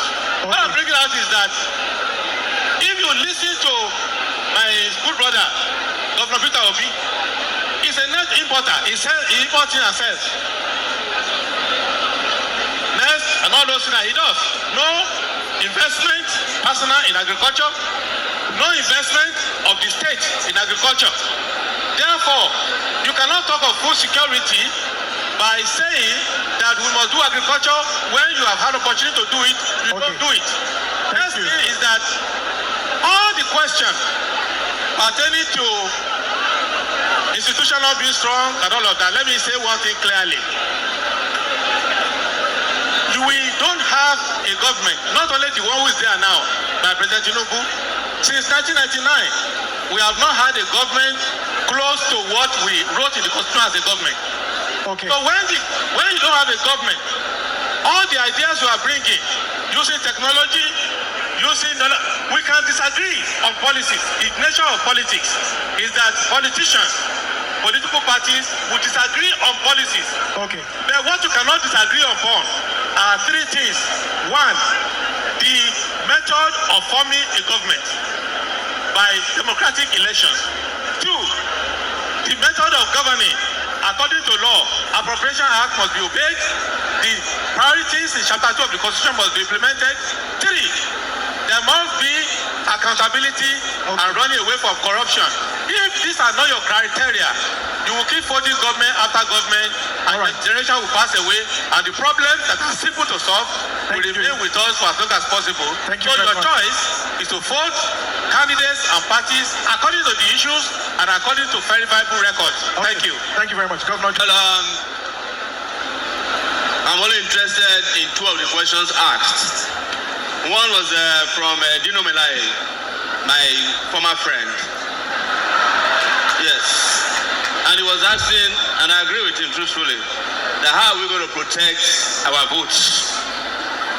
In case you don't know, there are people in this hall in large numbers in 2023 who voted in an election, said they won, and abandoned the mandate. They did nothing to fight for their mandate.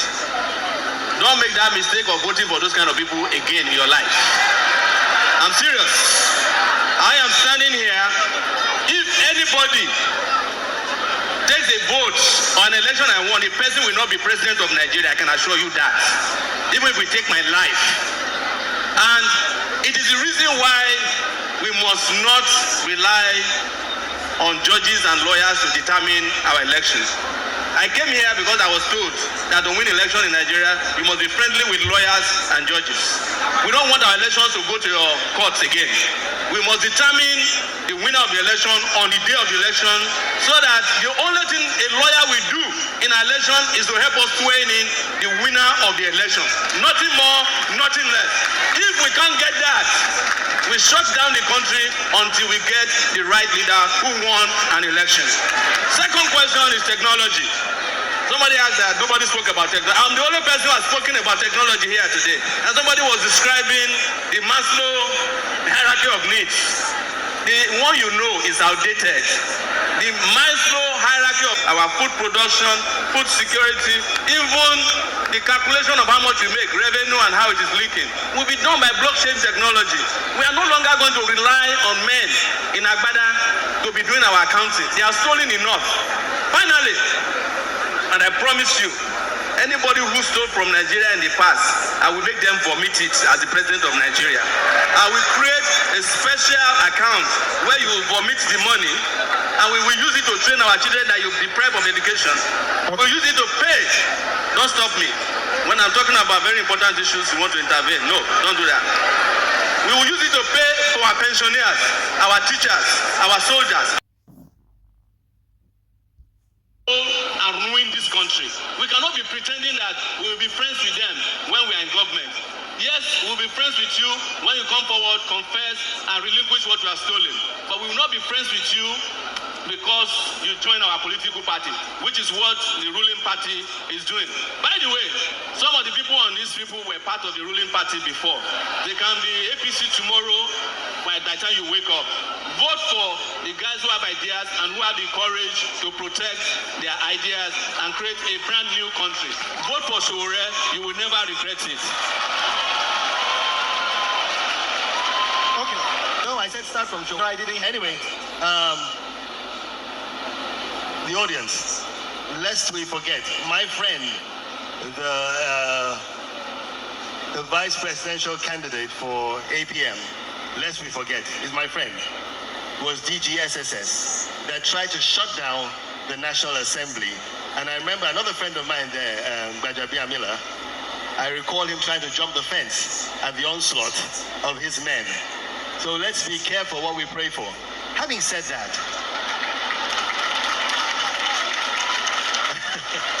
he wants to be vice president under a democratic system now. The fundamental problem with Nigeria is leadership. And we're gathered here to determine what will be the appropriate leadership. If we get the leadership right, literally everything will fall into place. We need to ask ourselves, what is the fundamental essence of government? I dare say it is the optimal productivity of her citizens within a safe and orderly environment.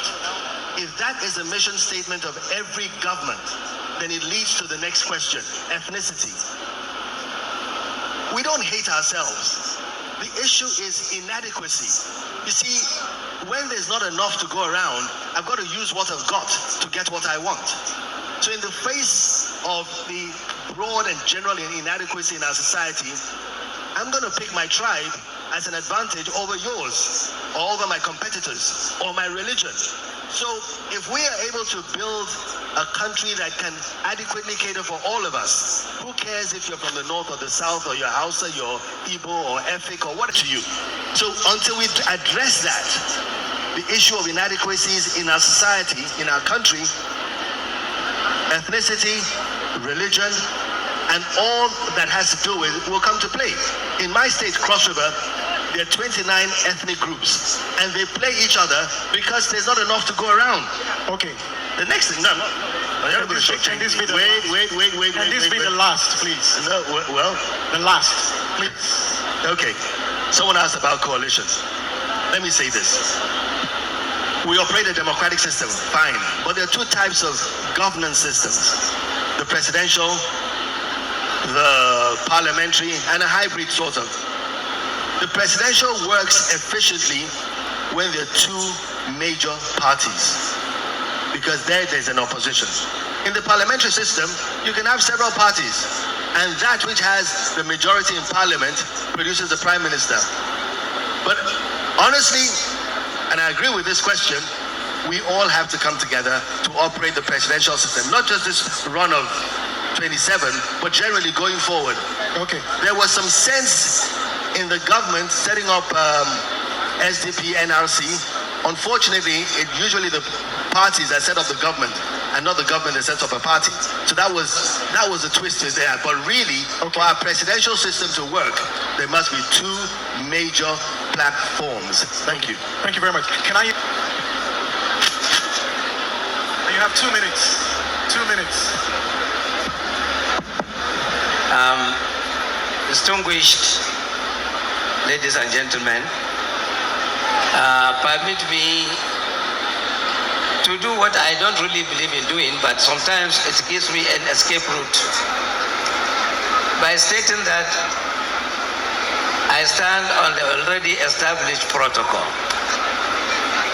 You know, sometimes from my background, when you say you stand on something or you agreed with something, if you don't really know the details, I think it is like trying to commit suicide. But all the same, I think in this very distinguished gathering, I can afford to just borrow and say I stand on the existing protocol which was established in my absence. I would like first of all to apologize for not coming on time because I spent almost 1.5 hours between the gate to this room. It's not really my fault, but I think because this gathering is a very important one to all of us in Nigeria. So please forgive me for the late coming. Before I attempt to maybe say one or two things on the questions, I would like to maybe again borrow from my background as a social scientist. In Nigeria, we are very, very happy to jump into a debate or a conversation without really understanding what the topic is or what the subjects are. Here, I'm referring to the fact that we are all in agreement that there is a problem in Nigeria. But the question, which may sound so simple, but still very difficult to answer, and which is still not yet answered, is what is the problem with Nigeria? We even have some books written by very eminent Nigerians trying to, understand or tell us what they think the problem of Nigeria is.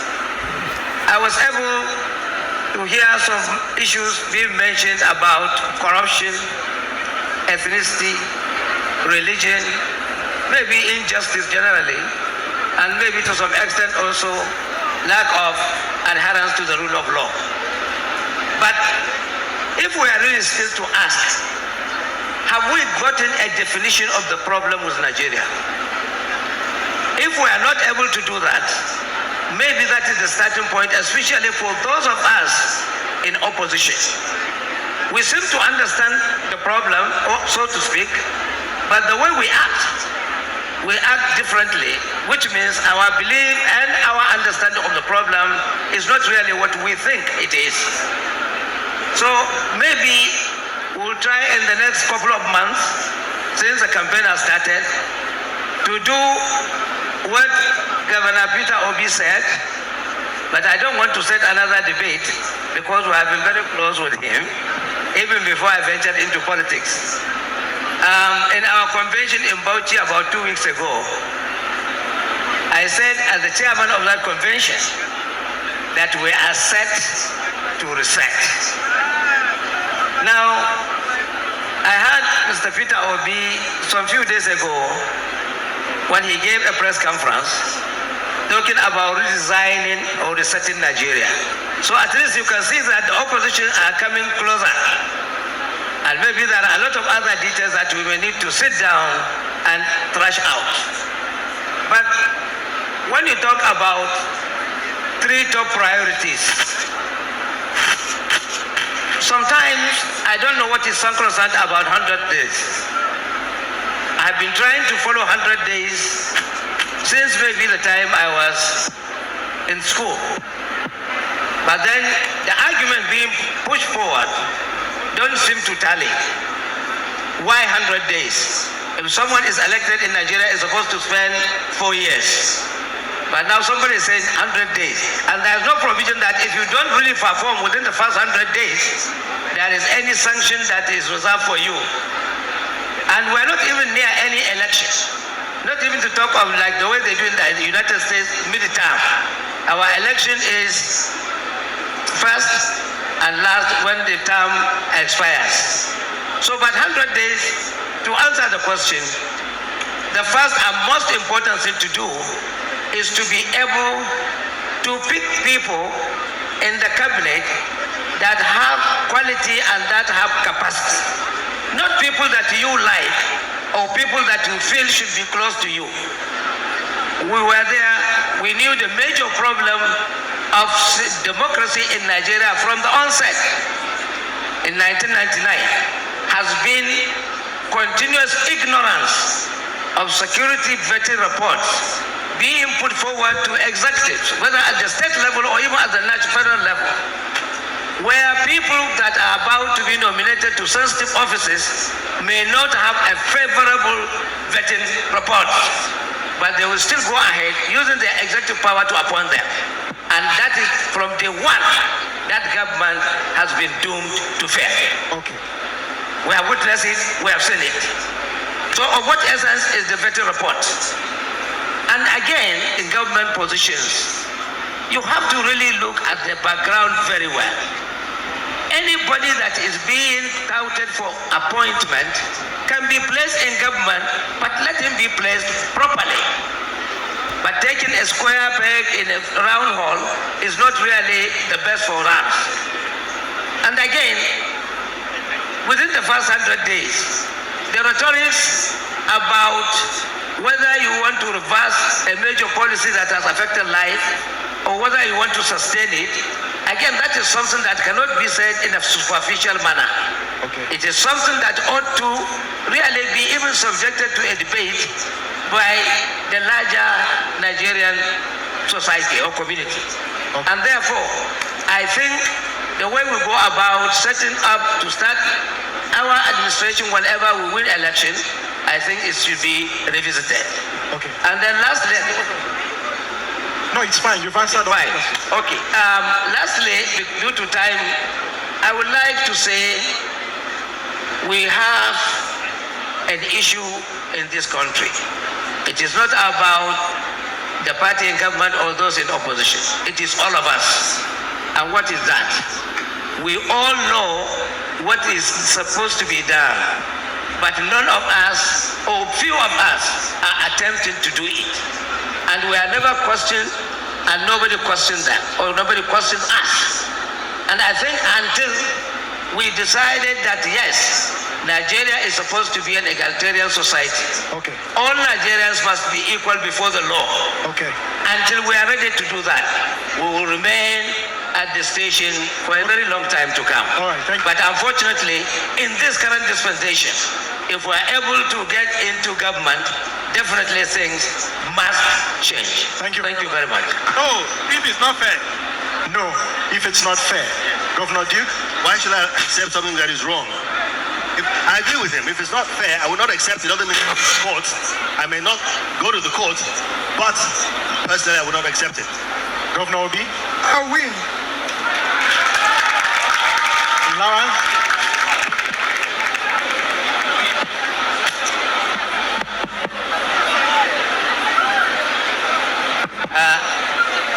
Definitely, if it is free and fair, we accept. If not, we will not accept.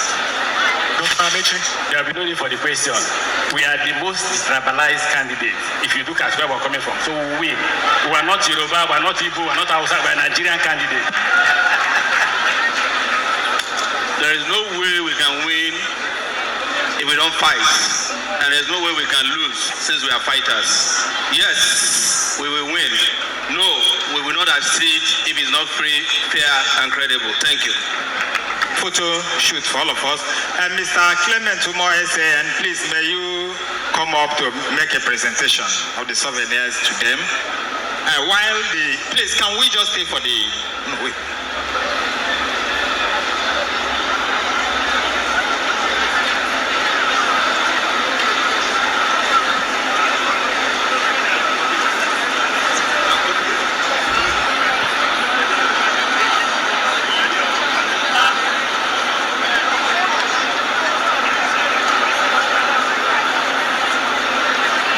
Yes, thank you all. I'm calling on Mr. Solomon Omo to present. I think we'll start with the moderator who has done an excellent job, Mr.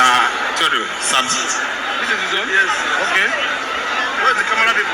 Camera, please. You on behalf of the Nigerian Bar Association, you've done an excellent job as a moderator. Well done. Thank you. Next person is Mr. His Excellency, Lachimika Mechi. Many of us as listening, I thought that many of us, a lot of people keep details and they listen, they focus. Many of us have seen what these presidential candidates have spoken. Like I say, my advice to all Nigerians, including me because I'm a Nigerian, that we should keep ear attentive, focus, take our pen and papers and begin to judge each and every, if possible, put recording to record each and every one of them what comes after them, their behavior, their character, their body movement, what you see, this is a time of selecting who should be your president. And now let me tell you another thing. It is not a time of this is from my country, from my state. This is from my state. This is my brother. For a favor. Well, everybody has his right to think of whatever thing that will make him to vote for whoever he wants to vote, or whether for his own benefit or for the continuity of whatever thing that this thing that are happening in Nigeria, corruption and disputing and so many things that are happening in Nigeria, which everybody know, even the little child know. Or are you doing it for the betterness of Nigeria and the future generation who is coming? Think. Let's have a lot of people who are doing, who is thinking, and who are making decisions, not just making decisions. A lot of them are spoken. Shawara is there, Peter B is there, Duke is there, so many of them that I can, the fashion or whatever they call them, that man is there. A lot of them, even the ones that have been in the government before, they are all there. But the question the moderator said was, Nigerians are crying for food, shelter, clothing, security. You see? He did not mention fuel subsidy. It was later. Maybe they started with fuel subsidy. But what I heard very well was the majority things that Nigerians want. And it started with maybe talking about fuel subsidy. Or somebody started with fuel subsidy. But the major thing I expect from each and everyone, let us keep aside the fuel subsidy of 18, which has been a problem of Nigeria because of this petroleum of 18, because of this fuel of 18. Listen, Nigeria knew that we have gifts from nature, from God. He has planted in this country, in our country, Nigeria. We have petroleum, we have agriculture, we have everything, good betterness of the land. And Nigeria is a green side, it's green. Yeah, Nigeria is like the Garden of Eden. If you don't know now. Nigerian can feed the whole world. Yes. Nigerian alone can feed the whole world. Nigerian can provide for the whole world. Nigerian can make the whole world better. Mark me for this. The reason why I tell you this, I met somebody who sat me down, a German man, that he wished that Nigerians, they should exchange, Nigerians should take Germany, they should take Nigeria. They should give them 6 months in that country. And the whole world will all come to that country for food, for everything. It will be the best of the best of the best in the world. Dry land, everything is good there. It's good weather. Nigeria has no cold, only harmattan. Nigeria has a good weather, very good weather. Even when rain start falling, it's productive. Everything that falls in that ground like this, boom, harmattan is productive. The rain is productive. Every single thing is productive. It's Garden of, I used to call it Garden of Eden. Yeah, maybe the Garden of Eden that have been lost. That is it. Which Nigeria does not, which people being Nigeria does knows and sat upon it and begin to make money out of it. 10 years ago, when Nigerian eyes was not on oil, though Nigeria has the oil, Nigeria was on agriculture, production. Nigeria was producing, exporting timbers, exporting production of agriculture, and we were making a lot of money. Agriculture became our natural resource. We made a lot of money. Nigeria grew because of that. A lot of agriculture was exchanged for a lot of things from foreign, and we had a lot of foreign things, sardines, so many things. We are in this country. Food was nothing. People used to throw food away. Food was not a problem in Nigeria.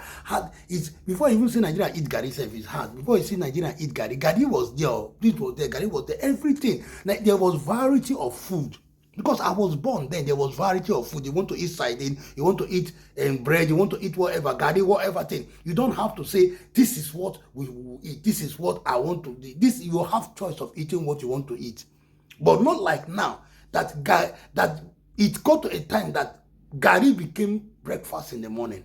And it was be a must that people that cannot be able to afford the breakfast thing, go now, touch egg, and here 20,000.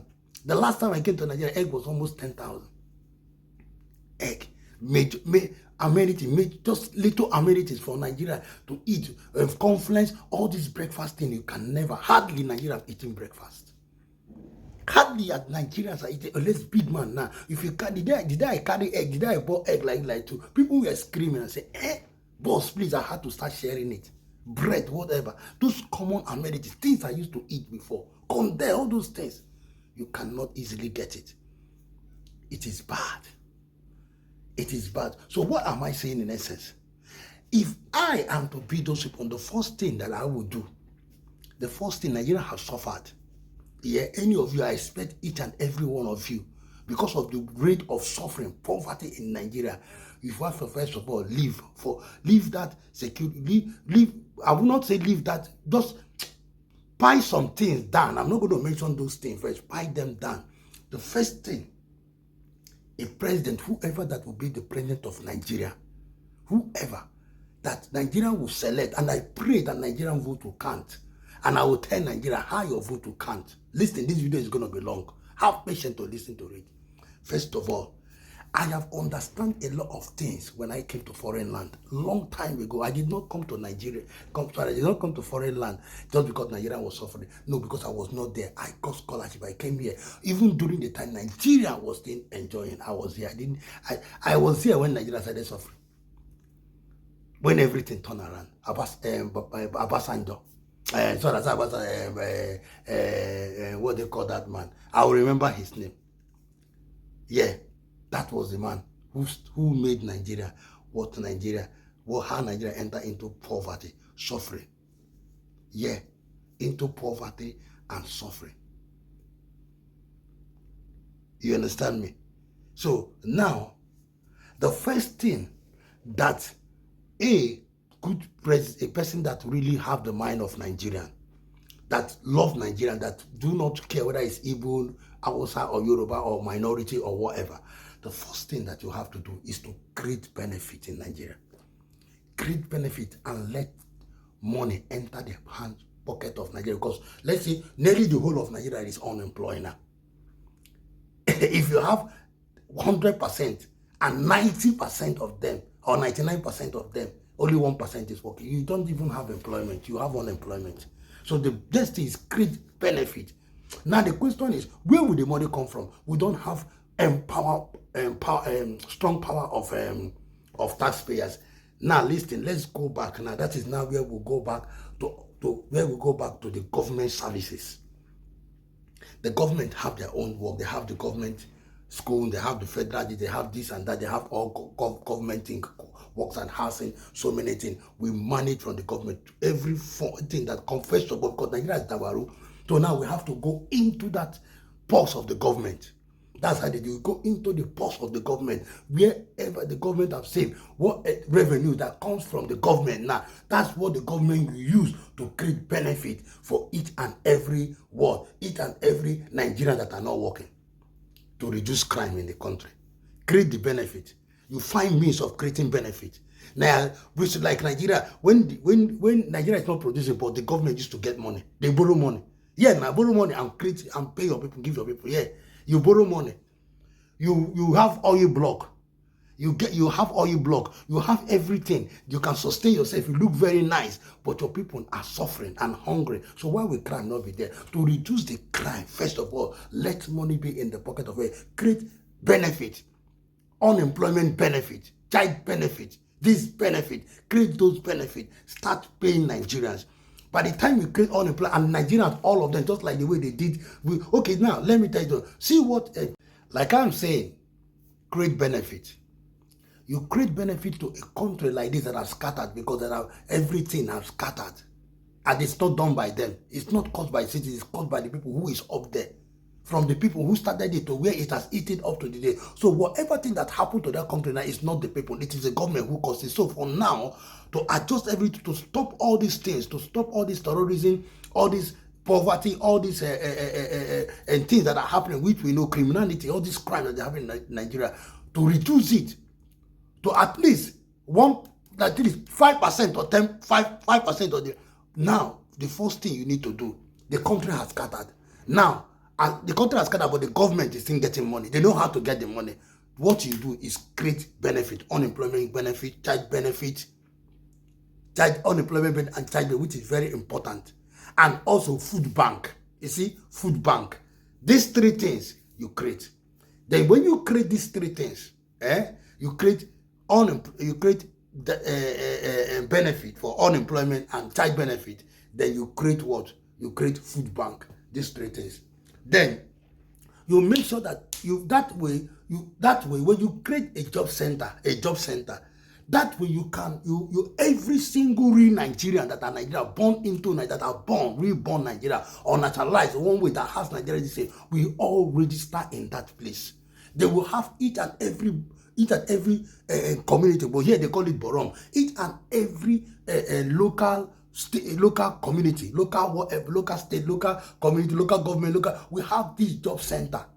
And I know they want to abuse it. This is where you will now put secondary of people who will secret CIDs, like what they do. They think that they have agents who are secret. Yeah, they have secret that monitor it that monitor people that are handling it so that they will not abuse it. So with that, those ones that are there will be scared. I don't know whether this person is an agent who is watching me. So with that, they will do their work appropriately. So create benefits in each state, in each local government, in each places. Let there be benefits so that way we will know the numbers of people who is not working in Nigeria and the ones who are doing business. So as many of them who are not able to afford that are not working, that are not really working, the ones that are doing business, they are making money, they don't need to be there. Those ones that are, there must be a minimum of above money that somebody will be ending. If you are ending above social amount of money, let's say for Nigeria, if you are ending like in a month you earn like 100 or 200,000 or 300, or let's say 200,000 or 300,000, you might not be liable for that benefit because you are ending that money. Even if you do business, they will calculate. They will make sure that everything is gone right. They will make sure that even if you are doing business, and if you are doing business, they will find out if your business is really giving you, if it's turning out well, then you don't need that money. There will be a real investigator or not. There will be a real people who knows this job, who know how to do this job, that they can be able to manage Nigerian. And that way, money can be in Nigerian pockets. Many of them money can be in Nigerian pocket. And that way, and when they see that they are being paid, that they are receiving benefits, it doesn't matter whether it's 20,000, 30,000 a month, like as the national youth, the NYSC are receiving. They should do the same thing to every single Nigerian who is not working with child benefit. I thought that the children see that they are collecting even this 20,000 a month, and the adults, they are saying they are collecting like 100,000 a month. The one that have decided not to be work, they will be making programs, creating programs. That way, that way Nigeria can settle. That way you can settle, because now money has been in the pocket. The crime will be done. Because instead of somebody to go and say, let me go and do crime, the person will think, what will I go and do after every month I get 100,000, even if I'm not working? It gives me the chance of going out. It gives me the chance or capital of using it to start something. You see, even if person could, okay, let me use 100,000 as start a business or do this thing. That way they can help themselves.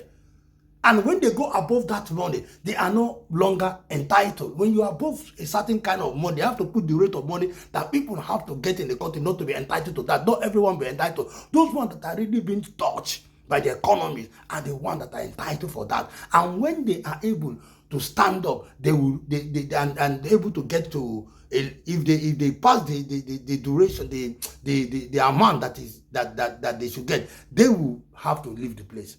And that way Nigeria will have time to create an employment. Nigeria will have time to what? To know the real people how to organize Nigeria, how to manage Nigeria, you have to, first of all, put money in the pocket of people. That way you reduce poverty. That way you reduce criminal. And then you will now face that. Then after that, you now go into the tackle of food, inflation of food. You see, you now go to inflation of food. The next one is going into the inflation of food because it's very important. Now, for you to cost the food, for you to cost food to produce in Nigeria very well. Now you can see what is happening in Nigeria. Terrorism, so many things, kidnapping has gone into the farmland where people are small local community farmers where they are working, they are being chased away, being killed. So with this now, you cannot create a local security. Community police is good. Local police is good. Local security vigilante, all those things, you have to create them and empower them. Give them gun, give them everything, make everything. Each governor, each not even each local council have their power to operate on their own security without abusing it. That way they can be able to challenge the security, because all these things that you see, they start from local now. They come from local. So if they tackle vigilante, all those things, the reason why I'm telling you, listen, there's a place they call it Monkey Village. Since I went to that place, I've never seen armed robber enter that place before. It's close to Festac. If you see the way they do the operation, they have gun, their local have gun. I say, they were the one that used to catch the thief that even want to enter Festac. Because that road was the road that thieves used to enter Festac, enter that place. Since they want security there, they gave them gun, gave them everything. You see that road was blocked. Armed robbers ran away. Armed robbers ran away. So they are road, they are links. This local thing that you see, if they can deal with the local security, deal with it, give them gun, I'm telling you, all these things will end. Because look at them, when kidnap, they run into the bush. And when they run into the who know about the bush? It's the local ones that know about the bush. It's the one that can catch them. So let us encourage local security. Encourage from local security, state security, community police, to even federal police, state police. All of them are very important, but they have to work as one. The next one is housing. Please, we reduce house. We'll find a way of building houses. Building houses in Nigeria. Government will take over building the houses. Building houses in Nigeria. I know that Nigeria, they own their own land. They used to have their own land. They used to have their own property. Yes, people have their property around them. People have their own land. But the government to step in by building a lot of houses of their own. Like when Abasanjo built Festac 77. A lot of houses. People started getting houses. Put houses and put it for cheap. Like what the real estates are doing. Real estate in Nigeria now, they are trying to take away people from the street. And that is what government should be doing. They are trying to go and see where they are selling land for 100,000 naira. 150, 500, 200. That is taking Nigeria off. But the problem is, a lot of people are complaining that they are being duped by it. So that is why that is why the government needs to step into this kind of thing and make sure that this thing is being done well, so that everybody can be able to own land, landowner, house owner, so many. A lot of things reduce. The next thing is what? Transporting. The government should try to put a lot of their buses on the streets. If you are a government, put buses on the street. Put buses from the government that will overshadow even the private one. In this place, the government buses are the best. If people don't want to enter private buses, people don't want to enter private car. It's government one here that is very. You see there, everything is very sweet. You want to. If you see the train of the government here, it's very superb. So the government always do competition to make their own best, that the people of the country will go into it. What is Nigerian government doing? Let me leave Nigeria. This presidential candidate, what are your plans? These are the questions. Please go and think about this and do it. I don't want this video to stay long, but with this, it is very, very good. And again, I want to ask, let Nigeria stop rushing. When this kind of a thing is being held, don't come late. When this kind of a thing being held, please don't rush them, because it's a way of Nigerian doing what? Opening up what they really want, and the way that they can be able to study who this presidential candidate is. In America, in other parts, in UK here, in America, in developed country, when this kind of dialogue is our presidential candidates, they have a long time. They give people time. Look at the way they are rushing the question. Rush. No, each and every question should be answered. Yeah, it's time. It's good. It's for Nigeria. It doesn't matter whether I end late. Everybody will go. I understand that security is that everybody's doing so that people can go home. But if you organize it, you have to create security. Anyway, guys, this is my own take on this. And I believe that how Nigeria is going, that things will be better. This will be better because I've seen it that things will go. Because the duration of things, the way I see things now, the vote will be in Nigerian hands. And lastly, before I go, please, Nigeria, it is time to fight. Like so, what I say, if you do not fight, you cannot win. Fight. Fight. Let us fight and make sure our vote can, if possible, stand on all the voting. Let be the security. As they are voting finished, we'll stay there, they count it. We'll stay there, they count. Nobody take it anywhere, say they count it. People, we'll stay there, see everything being counted in our presence. Yeah. Give us the result there. That is how they do here. Every local government, every local boron, they stay to city. They don't go until the thing is being counted. But Nigerians, you vote, you go. You vote, you go. You vote, you go. You vote, you go. Some of them will not even come out. They will not calculate how many Nigerians are supposed to come out. The one that they will go and find the vote and put and say they are the one that came. No. Here, they stay to see that the vote is being counted. They stand. Yeah, they make sure it is there. They don't go anywhere. It's like because they want the right person. So it is time for Nigeria to do the same thing. Let us hang in all the polling station, polling section. Make sure that our vote counts. Anyway, guys, thank you very much. God bless you, and I will see you in the next one. I'm coming up with a lot of things. There's something that happened. We are coming up with Bella. Something has happened. Let us come up and see what Bella. Have like discover somebody. But anyway, I will see you again and again. Bye for now.